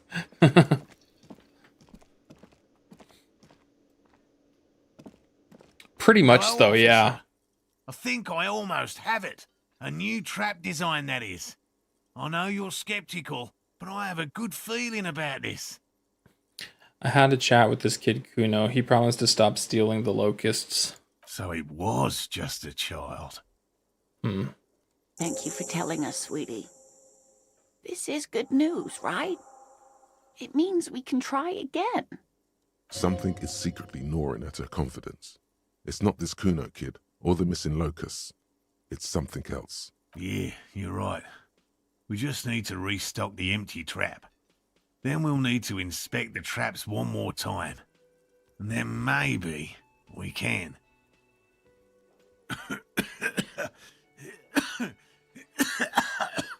Oh, that's why. Darling, I told you to take it easy. You're getting sick. Maybe it's time to go home. You're right, you're right. We can come back next season, when it's warmer. There won't be a next season. Not for this. Find a phasmid or admit defeat, people.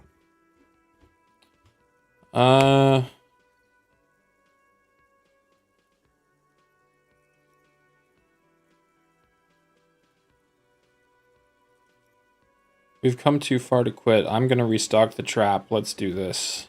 We are getting really carried away with this, aren't we? Fine. It's better than having these people get pneumonia on the coast. But after this... Really? It's too much, officer. Well... What Morel means is we're grateful for your help. Well, someone's cooking. Here's a fresh batch of locusts. They should slide right down the funnel. And thank you again. We will definitely mention you, should this lead to a discovery. I'm not talking co-discovery, of course, but, Wow. Co-discovery. You'd be famous. You'd show them all. This does tingle the pleasure center. I'm not talking co-discovery, but co-discovery. Wow. That sounds amazing. This would show them all. We need to get you on that list of discoverers. No question about that. Did you know Gary was hiding the armor? Hell no. I had no idea. And I'm still cross with him, to be honest. It's not like him. He's got his quirks, but dishonesty, disloyalty are not one of them. He'll be mentioned in a local newspaper, probably. I don't know what got into him, officer. Thank you for letting him off. Print media? easy. What? He won't forget it. We'll make sure he won't. Like on the 5th page or something? Right after the comic section?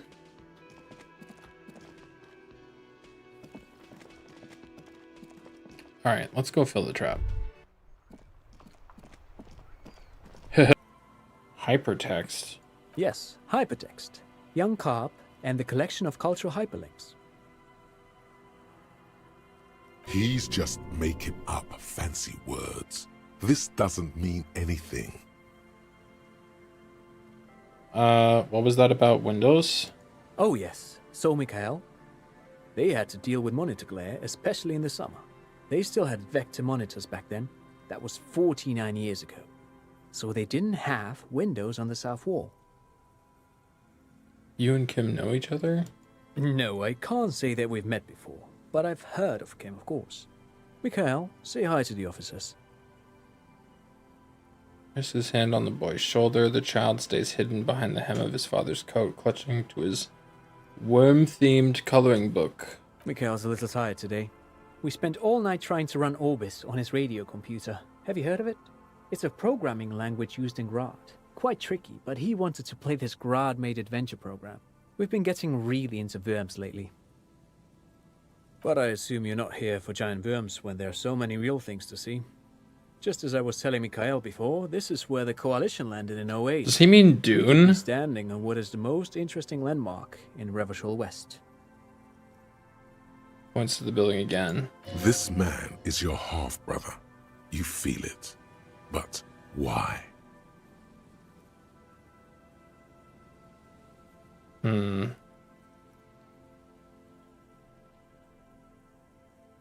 looking for a suspect. Have you seen anyone suspicious around? No, I'm afraid I can't help you with this one, officer. It's just a regular day off for me and Mikhail here. So you haven't seen anyone around? No, I'm sorry. As I said, this is just a day off. We just arrived anyway. This is a day off, so even if I had seen someone, I haven't seen them. There's something friendly and familiar in how he says that. A day off. What's so fascinating about an empty old building? Aha! But it's not just any empty old building. What not a lot of people know is, this used to be the R&D department of Felt Electrical. And Felt, which now sells ink cartridges mostly, was once a top dog in the turn-of-the-century cybernetics boom. Okay. Hold on. What's R&D? Look at the building looming over you. It looks old and weathered, with seagulls picking apart its stone and metal carcass. Bushy undergrowth has taken hold of the collapsed rooftop. Some kind of bird has set up a nest on a broken windowsill.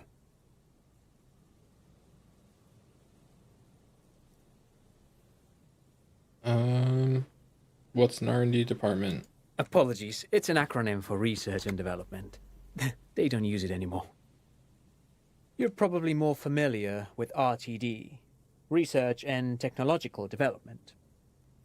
Don't think I've ever heard of this Feld Electrical. That's not surprising. Only a vestigial ink cartridge and ferrotape manufacturer remains. Adjusts his suit jacket. They started out as a midway electronics outfit in Königstein 2 centuries ago. After an aggressive move to Revachol, Feld became a global player in the emerging personal electronics market of the pre-revolutionary era. Still, Tricentennial was beating them in business machines. But Feld had an ace up their sleeve, or should I say they were developing an ace up their sleeve. I'm mixing my metaphors here. What was that ace? It was here in Martinez, possibly in this very building, that they developed prototypes for a tape computer. A tape computer? Mm-hmm. An elegant folding mechanism of rollers and ferrotape ribbons, portable enough to be a take-it-home solution. Revolutionizing business machines, possibly even bring them to the average consumer. Which is a feat of engineering even today's giants, Rehm, ICN and ZAM, haven't achieved yet. No gathering new shit. Indeed. What? The revolution! Am I supposed to put it inside the bag, or just like on top of it, or? I was thinking I need to give the bag a rinse. But like, it's going in the bucket, like a bag in the bucket. Bag, or is it next to it? You can put it next to it. Unfortunately, their moonshot project never made it to the market. Feld's move to Revachol backfired. The revolutionary government liquefied their assets and expropriated those very advanced prototypes. Possibly from this very building, or one of the adjacent ruins. All of this was built by Feld, even the boardwalk. Wild Pines built Martinez proper as a resort for their middle management. Feld built this side of town for R&D. So you're saying that Felt Electrical built this boardwalk? Yes, they even built a pleasure wheel, but that got destroyed in the war. A pleasure wheel? Oh, the Ferris wheel. Okay. Mind out of the gutter. A pleasure wheel? Yeah. Perhaps reminded of a childhood memory. It's clear he would prefer there were a big wheel lighting up the coast. Yes, to lure in their star engineers. This part of Martinez was nothing but reeds before Feld arrived. They had to make the prospect of living here attractive. It was supposed to become a global center for innovation in cybernetics. But history had other plans. What happened to the engineers, the company people? Oh, I'm afraid it didn't end well for the boys. But this story is a bit too dark for little Mikhail here. Now, if you were to ask about tape computers... What did the revolutionaries do with those advanced tape computers? They used them for military communications, but also to write and send out press releases, the most notorious example being Le Décret de Mars. What was that? What's the Mars Decree? I mean the radio transmission sent out to news agencies and world governments by the newly created Commune of Revachol on the 7th of March in the year 02. It's a beautiful piece of text, actually. A singer-songwriter I know, Charette, called it a love poem to Revachol on her political concept album, Bon Baiser d'Insolente. You should read it. Every local library in Revachol stocks a copy of the decree. I tried to get Mikhail to memorize it. Tried to. Someone was much too interested in worms to be paying any attention. The kid takes a peek at the green and silver worm on the cover of the book, already forgetting about this part of the discussion. How did those tape computers work? Did they work like radio computers? Actually, no one knows. No one even knows what a computer made entirely of tape would look like. But word has it, they were very elegant, exquisite, alien-looking turn-of-the-century hardware. 10 years ago, I did a little freelancing, I guess you could say. I was a special consultant for an exhibition at the Wompty Dumpty Dum Center in Vredefort, Oranje. It raised the same questions, and we had lengthy discussions with Paul Ockerman, who was head curator at the time. This was before the twins Keith and Guy Hughes joined the team, trying to... Wait, did he just say Wumpty Dumpty Dum Center? Yeah, he sure did. He did it. He said Wumpty Dumpty Dum Center, like it's the most natural thing in the world. I like that they do some stupid, like, series of words, and I'm like, what the hell was that? And then they point it out the same way that I am. Okay, the Wumpty Dumpty Dum Center, Paul Ockerman, Keith and Guy Hughes. What are you talking about? The Wumpty Dumpty Dum Center for Contemporary Arts. The exhibition itself drew on Lagerman's notion of memory, and so there were some parallels. The Wumpty Dum Dum Center. Paul Ockerman chose to... You are making this up. Kim, is he making this up? In fact, I'm not. The Wompty Dumpty Dum Center is a place you can visit if you're ever in Vredefort and are ever in the market for an exhibition space / contemporary art research center. But perhaps I should return to the tape computers. As I was saying, the device itself was very elegant, fragile even. One could write directly on the tape using a special chemical solution. The machine would then analyze the handwriting, perform operations, and project output onto a white screen. It was a beautiful, delicate thing. Cool. Very, very cool. Though I understand the socio-economic causes of the revolution, it pains me to imagine the revolutionaries setting fire to this precious device. But so they did. The felt playback experiment vanished into the fires of '07. Dude has Encyclopedia 10 maxed and it does him no good?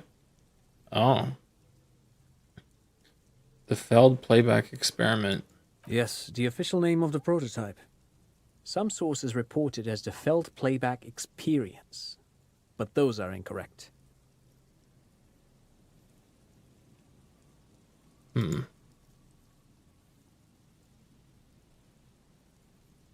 Why did the revolutionaries destroy it? Who knows? Maybe it was an accident, or maybe they didn't want the technology to end up in the wrong hands. Either way, they're all gone now. All 3 versions of the prototype. Nothing but debris and ashes remain inside that building. But of course, what else? No. You look like someone who has money. Do you have any money? I do have some money, yes, but that's not what's really important here. No, I think it is.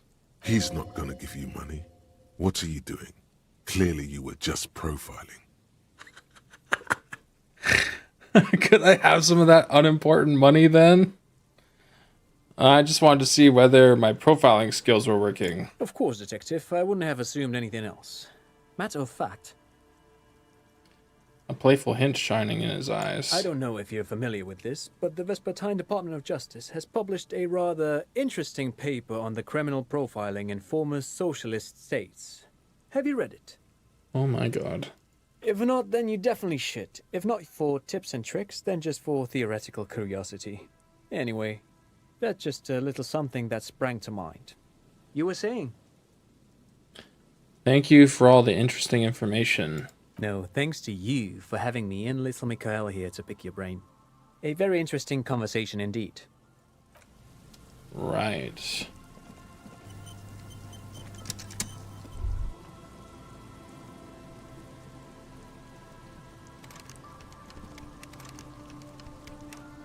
I guess we already looted those once before.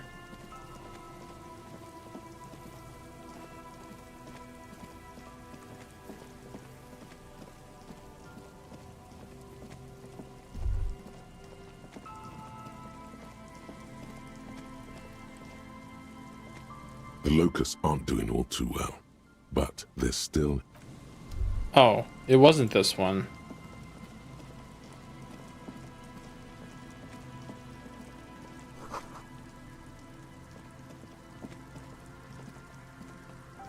I mean, that looks like it has the it. locusts aren't doing all too... Yeah, okay. So there was the one closer, and I just ran past it without checking.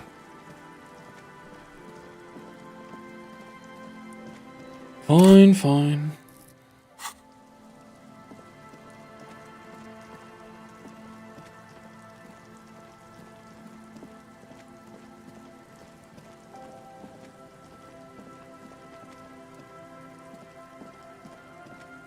Oh, I can't get down. God damn it.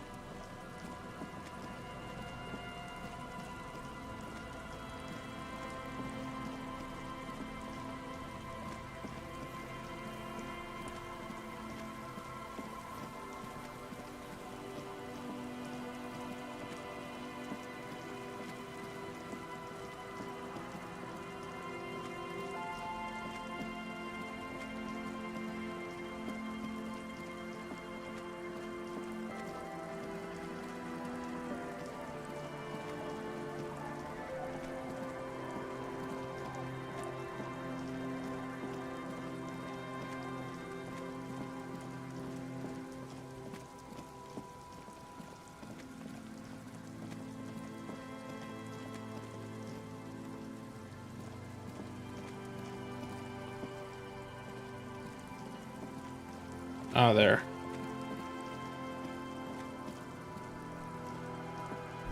The locusts aren't doing all too well. Wait, what?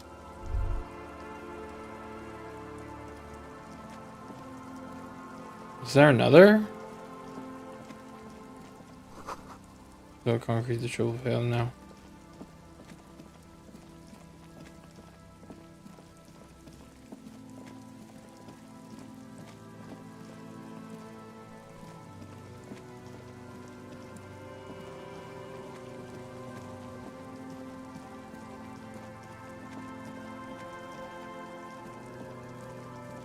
I thought there were only 3.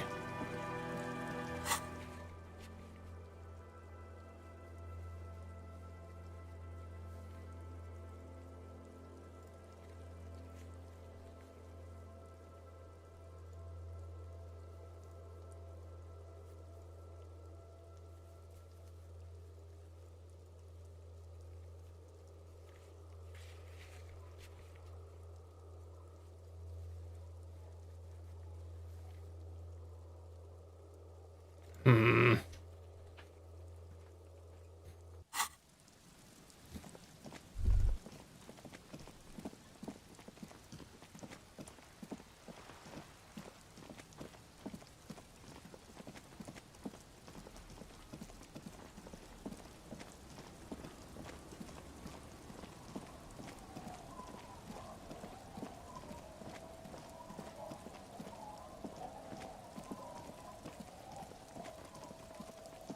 Not that way.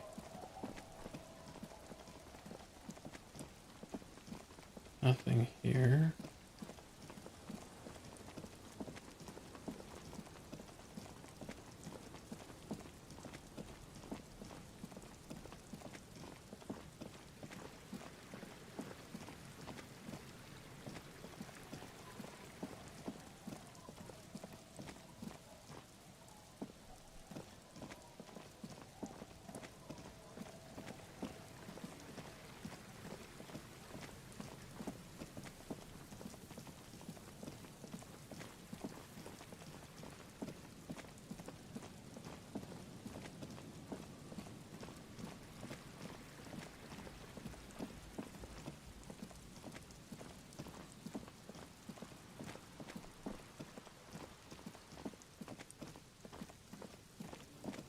You see that seagull up there?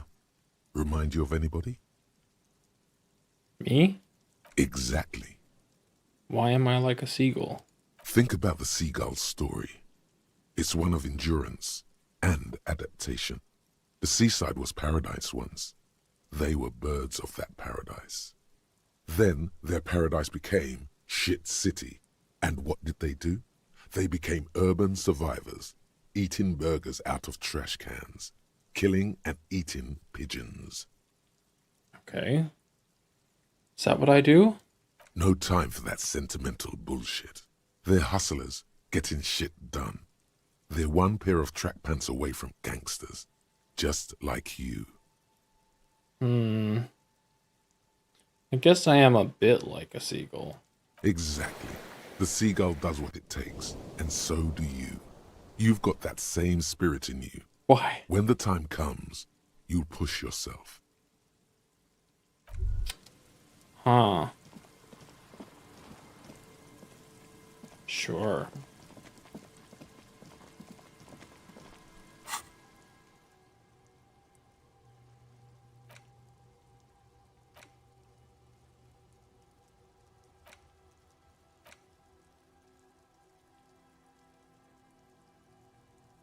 Perhaps the most impressive of all the species, the endangered major majestic cockatoo, is often described as the most flamboyant bird in the jungle. Its pink-colored wings and flowing crest embellishing its proud and bumptious nature. In the words of poet-explorer Sir James Fournier, few birds more enliven the monotonous hues of the verdant forest than this big, bold, and beautiful species. It must be glorious to behold, dark pink and snow white. And the Bang Bang cockatoo. Despite its banging name, the Bang Bang cockatoo is actually the shyest of the species. common in almost all Seminoles forests, as well as zoos and homes all over the world. Its plumage is mainly grey and white. The Seminoles name, Bang Bang, is thought to be of onomatopoeic origins. Bird does sound a bit like me. Yes, but all those cockatoo species are so different. Which one are you?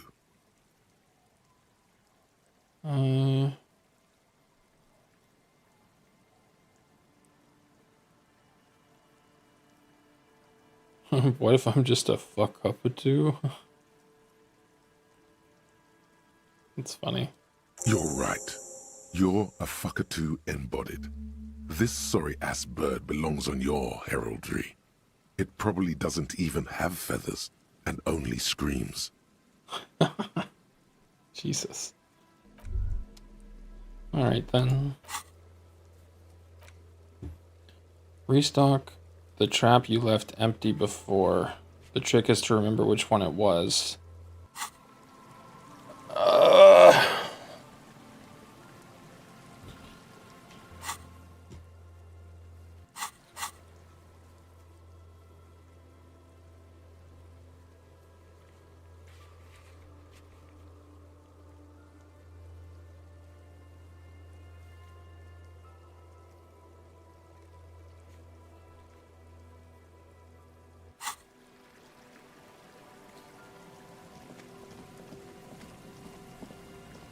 We're sure that it's not this one?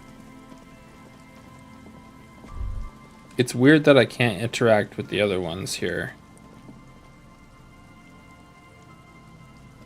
The locusts aren't doing all too well, but they're still in there. This isn't the empty trap. That one was in Land's End, in the northern tip of this peninsula. Oh, it helps if I'm patient and actually listen to the rest of what it's saying. Northern tip.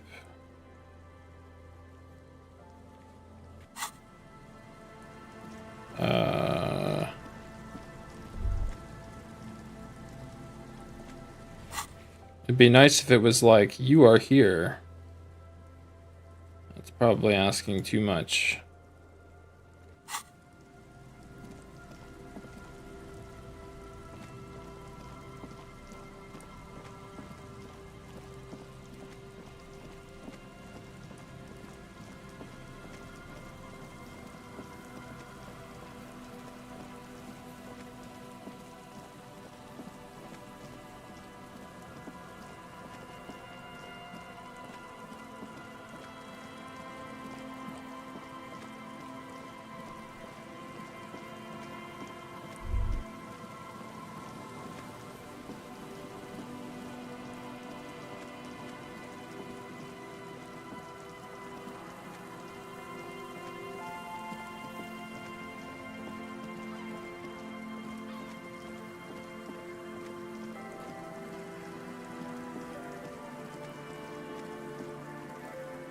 No?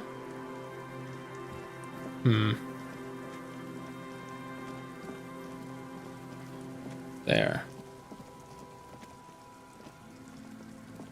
The reeds dance slowly around the empty trap. The trap's netting trembles in the cold rain. No insect sounds or movement anywhere. The locusts, dazed from being transported, slowly begin to acclimate to their new surroundings. They're not really going to get the chance to get comfortable here. Good. Now that's done. When can we get to our impending apocalypse of a murder investigation? When we capture the Insulandian phasmid. Don't answer that. It was a rhetorical question. Way. He doesn't want to, but if there is one more cryptozoological runaround, he must force the investigation back on track. This better be it.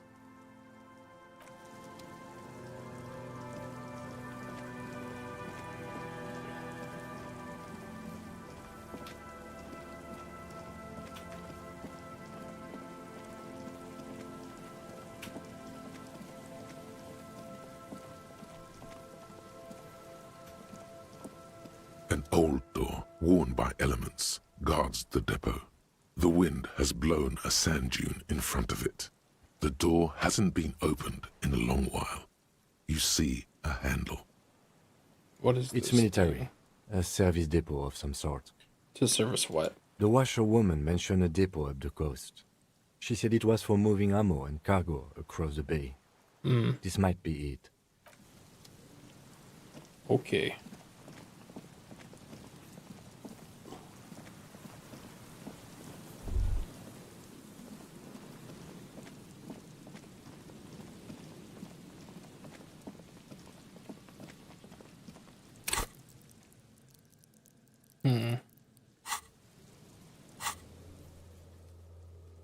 Report to Lena in the whirling. Okay. Is there like a primary? I guess not.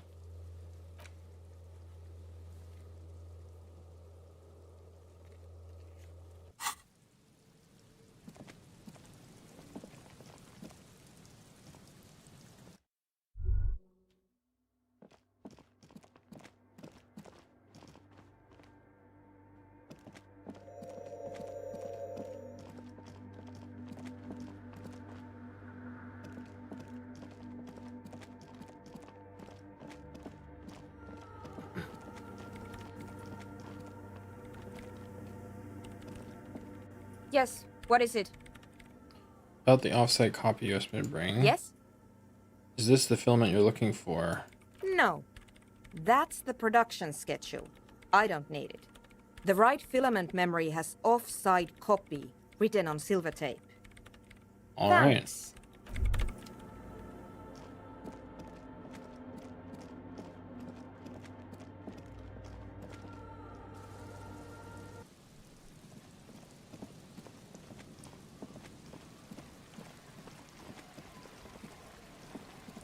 Not that way.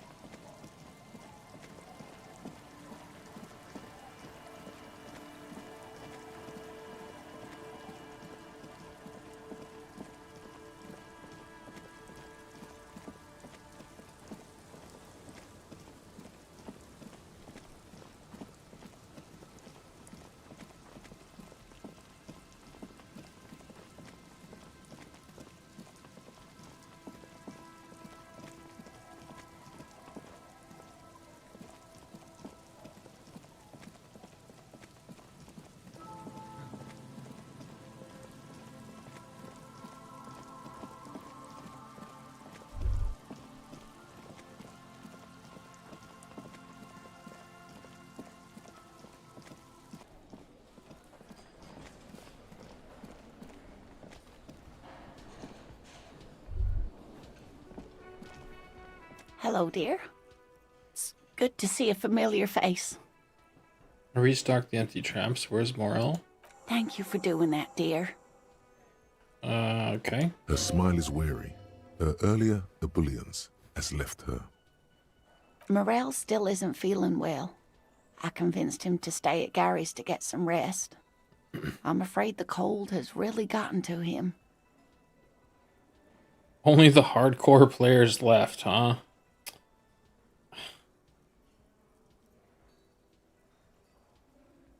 Probably for the best. It's awfully cold out there in those reeds. I'm sorry, dear. You've had to drudge through them so many times. Such is field work. A young person's game, as they say. So who's going to check the traps? Morel will eventually, or we'll talk Gary into going back out, perhaps. The lieutenant stares at his shoe, caked in mud. He We'll doesn't take say anything. care of it. That really is too much, sweetie. Kim's Thank you like, for your dedication. I can see you're coming down with a cough yourself. No. Very strange. Why is she not letting you do this? It's like she's given up. You know, what's wrong? You seem different. Different? How? You've given up on the Phasmid. I'm in doubt, sweetie. That's all. Everyone is now and then. In doubt about what? It's a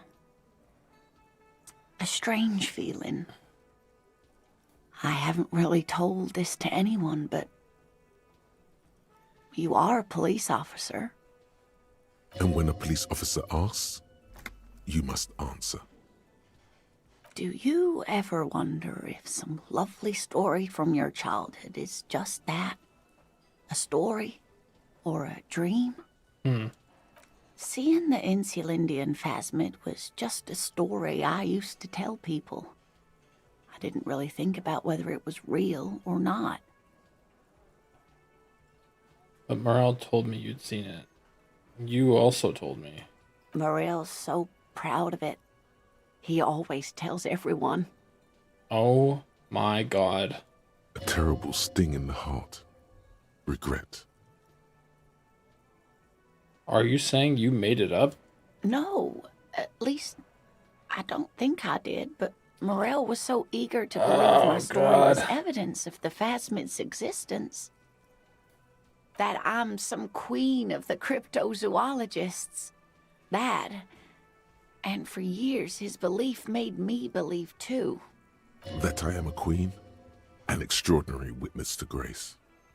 But now, we're both getting old, and he's still working himself sick out in those reeds looking for it. But what if I was just wrong? I think I was. The lieutenant opens his notebook, but doesn't write anything. Fucking lunatic. He's hiding. These things are tough on him. Matters of love, not violence or deceit. Tell her that her marriage hasn't been a lie. An acorn is not the same as the tree. That requires time, diligence, and care. And I need something good here. All qualities these two seem to share in abundance. Wrong or not, your relationship with Morel isn't just about the phasmid. But it is. We've spent years searching for the phasmid, hunting it together. Without it, what are we? Just another pathetic old couple. Damn. If I hadn't led him down this path, he could have a steady job lecturing at a university. Morel hated lecturing. You convinced him to do something real in this world. But if the dream comes to naught, what good is it?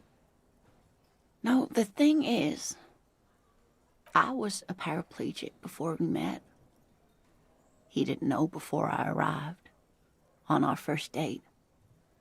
If I weren't the queen of the cryptozoologists, if I didn't tell him that story... He'd still be into you. That's not how these things work. Maybe. But then why do I not dare tell him? I've wasted enough of your time with this drama. That's sad. I really must stop talking about it lest I start crying and waste more of your time. What you have to know is the Insulindian phasmid probably does not exist. Let us fools chase our ghosts. There are a million better things to do with your life. I still believe you saw the phasmid. A true believer. Sometimes I still see it too. The real memory of it, how it was there. Not the memory of the memory, but it's so hard to tell the two apart. Rising, unfolding from the reeds on a hot summer's day, like a benevolent god. Either way, I should go. Poor Morel is running a fever, and I need to get him home to Jamrock before we overstay our welcome with Gary. You do that, I'll check the traps one more time. Really? Oh, sweetie. Please don't get stuck on a dream. Take it from me and Morel. You shut up, Kim. No one can stop you from finding the phasmid. Can I have your address just in case there's news? Okay. It's 1113 Tabernacle Road. Jamrock, but... A sigh. She doesn't think you'll need it. You don't need help getting to Gary's? Oh no, thank you, but I can get there on my own. This old thing is gas-powered. And then a taxi home. It's not so bad. Alright.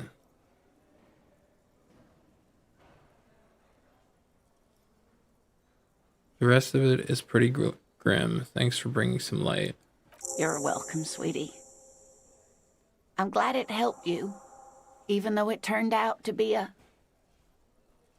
dream. A fool's hope, say her lips moving in silence. Like that, she drives off. The gas engine putters quietly as she gets to the doors, then pushes them open. Outside, it's raining. We should go to... Somewhere out there, a kilometer to the southeast, a gust of wind shakes the felled building, rattling dusty windows, beckoning with strange coldness, to ask the wind once more.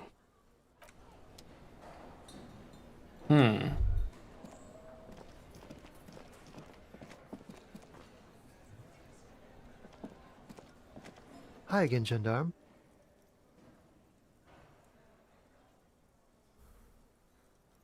What is it about the way he carries himself? Gendarme?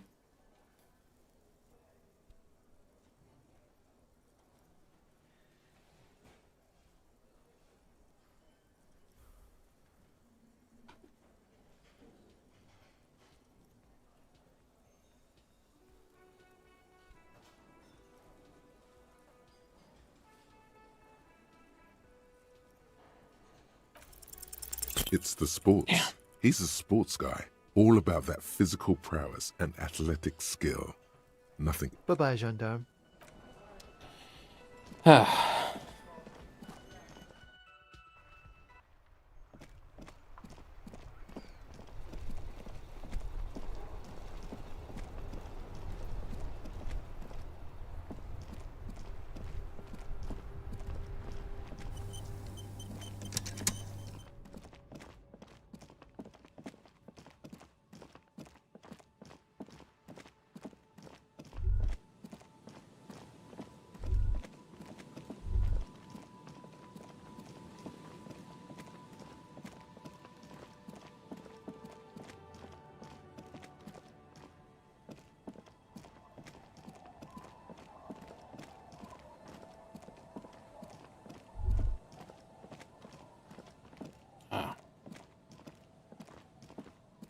The trap is full of loco. 2 cables are plugged into the breaker box. The red one leads to the ice bear fridge, and the black one to the ice cream maker nearby. What are you doing? We need the fridge for the body. You can't just unplug it. Something close to you dies with a soft electric purr. Why did you do that? It's black. It's not like the red one. The lieutenant raises his brows, but doesn't say anything. Only the red...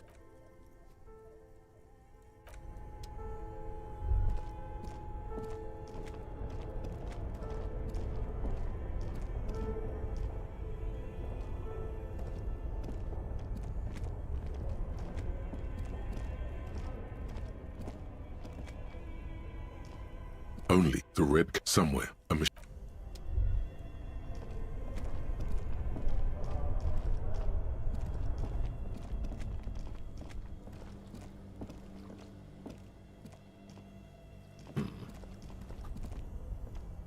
Two cables, something close... Why did you do that?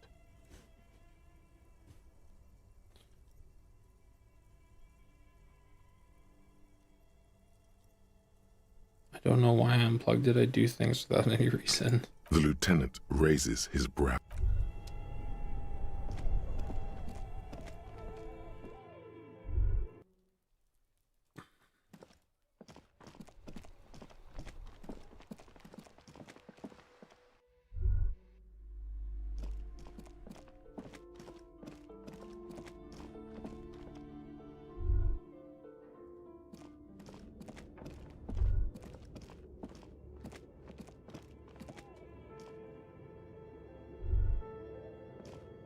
It's dark. And the flashlight works a lot better if you hold it in your hand.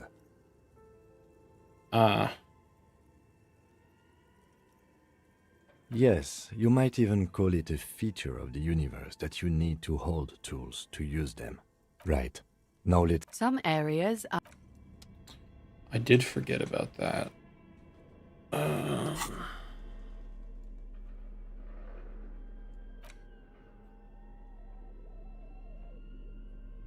Flashlight.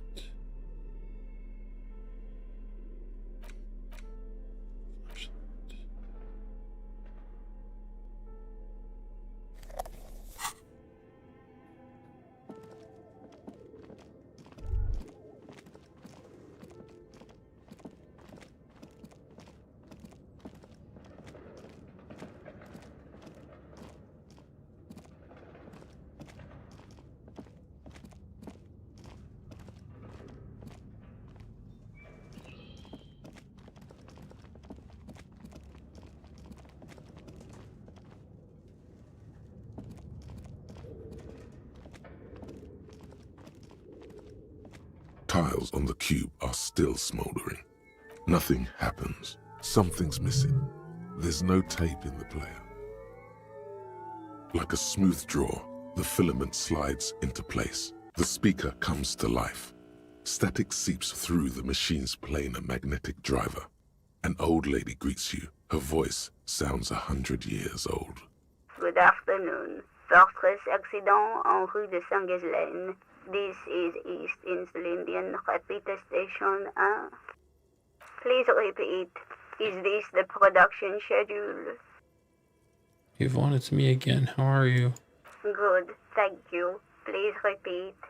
How can I help you? Good. Please repeat the password.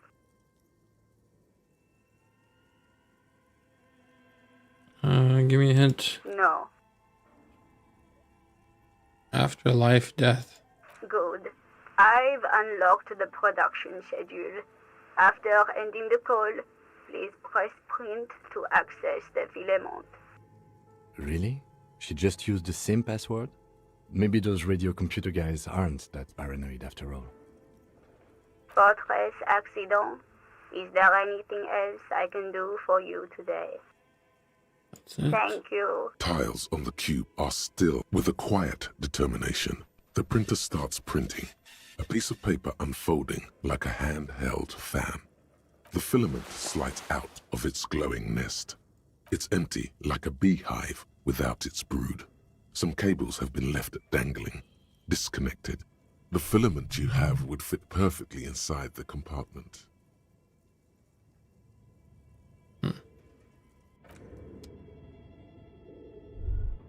Tiles on the cube are still... It's empty. The filament you have would fit perfectly inside the compartment.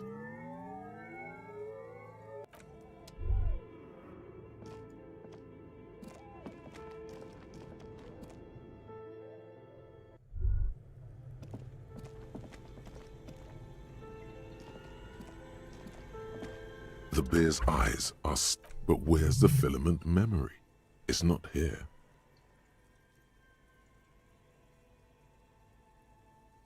A friendly cartoon bear smiles back at you from a glossy cellophane wrapper. It looks nothing like the fridge, or the decomposing body in it.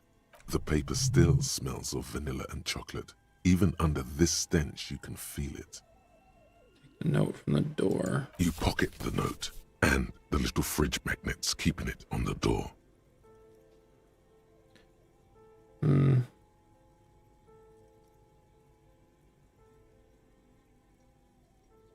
Shoot, Looney Rooney.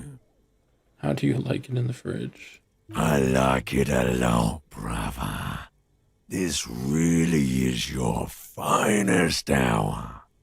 You're a genius. A regular Corporangelo. So loud. Come back later, Corpo. Amuse yourself with my frank manners and my memento mori features. If possible, also, see me in your dreams.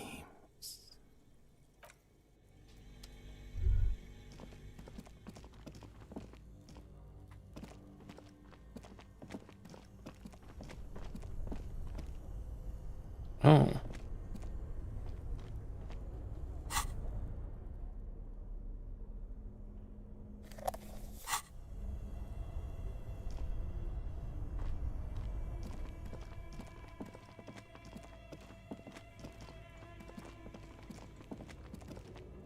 A thick layer of coal dust covers the furnace, coloring it pitch black. A hollow ring echoes through the furnace. Your toe hurts. A lush layer of coal now covers. You feel the spirit of Ramut Karzai, ancient hero of Grad, pulsing through you. All that's left is to cover your face in war paint. 3 dangerous stripes appear onto your cheeks, telling stories of your wild soul. What are you doing? I am the reincarnation of an ancient Ilmaran warrior. Please wipe your face clean, officer. No. These 3 stripes give you strength in this dangerous realm. Yes. It would be foolish to remove them. We're exploring this dark place, and I need my protection. And this protects you? Yes. Traditional war paint will grant me safe passage with the spirits that guard this place. Okay, sure. Go ahead.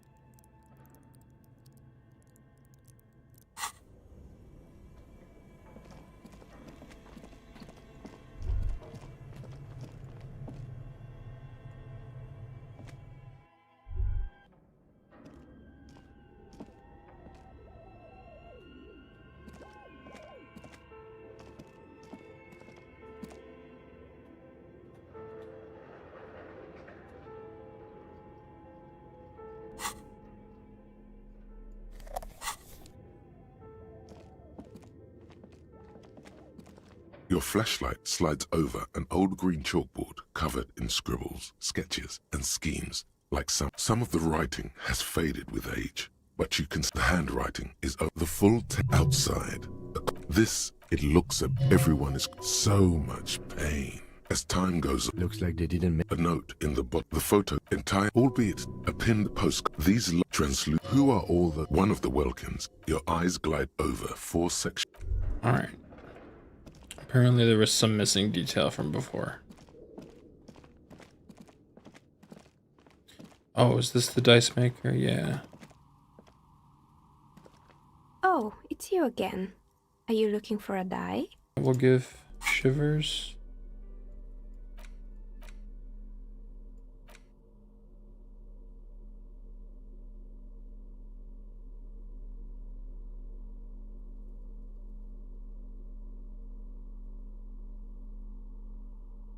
+1 Shivers.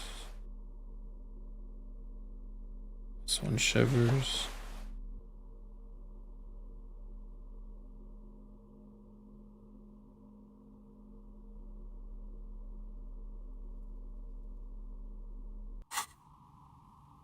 And... Oh, it's you again. Are you looking for a die? A gust of cold air sweeps through the chimney. The stones and minerals on the shelves rattle as though agitated. For a moment, it almost feels as though you're outside the building, exposed to the atmosphere. Hey, Neha. The curse is real, and I figured out why it has spared you. Didn't we already talk about this? It's because you're not in the same building as the others. This isn't technically the Doom commercial area. What are you talking about? My address is exactly the same. Rue de Saint-Guelain 10. No, the old coal plant that used to be here was subsumed into the new venture. Its ruins swallowed up, yet it has a different address in the heart of the city. This used to be a coal plant. touch the safety currents. You're in a chimney of another building. This doesn't make any sense. Are you saying my business was spared because of a technicality? Where is this coming from? I have my own unusual methods. And what? Does it mean that I'm safe from failure? Don't let her become complacent. She still needs to ward her soul against the evil forces.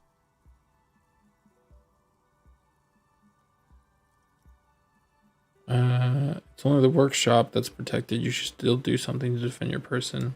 She starts laughing, her fingers trying to rub away the exhaustion from her face. What? Do you know what this is? Smell shiny on your index finger. Your lucky charm, some kind of ward. It's a mourning ring. I made this when my first company failed.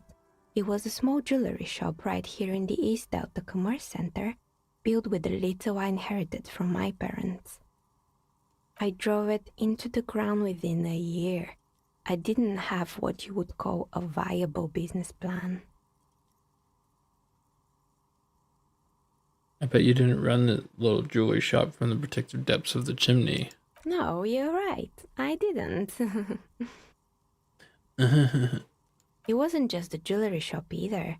I always thought that it was just the world that you were supposed to try again and again until you finally succeed. And now you're telling me what? That it was all because I didn't run my little shops and ventures from a dump inside an abandoned chimney? You've made it nice and cozy here. Yeah. Or maybe it's the entire world that's cursed. It's such a precarious place. Nothing ever works out the way you want it. That's why people like role-playing games. You can be whoever you want to be, you can try again. Still, there is something inherently violent even about dice rolls. It's like every time you cast a die, something disappears. Some alternative ending or an entirely different world. But anyway, thanks for sharing your theories, officer. Alrighty then.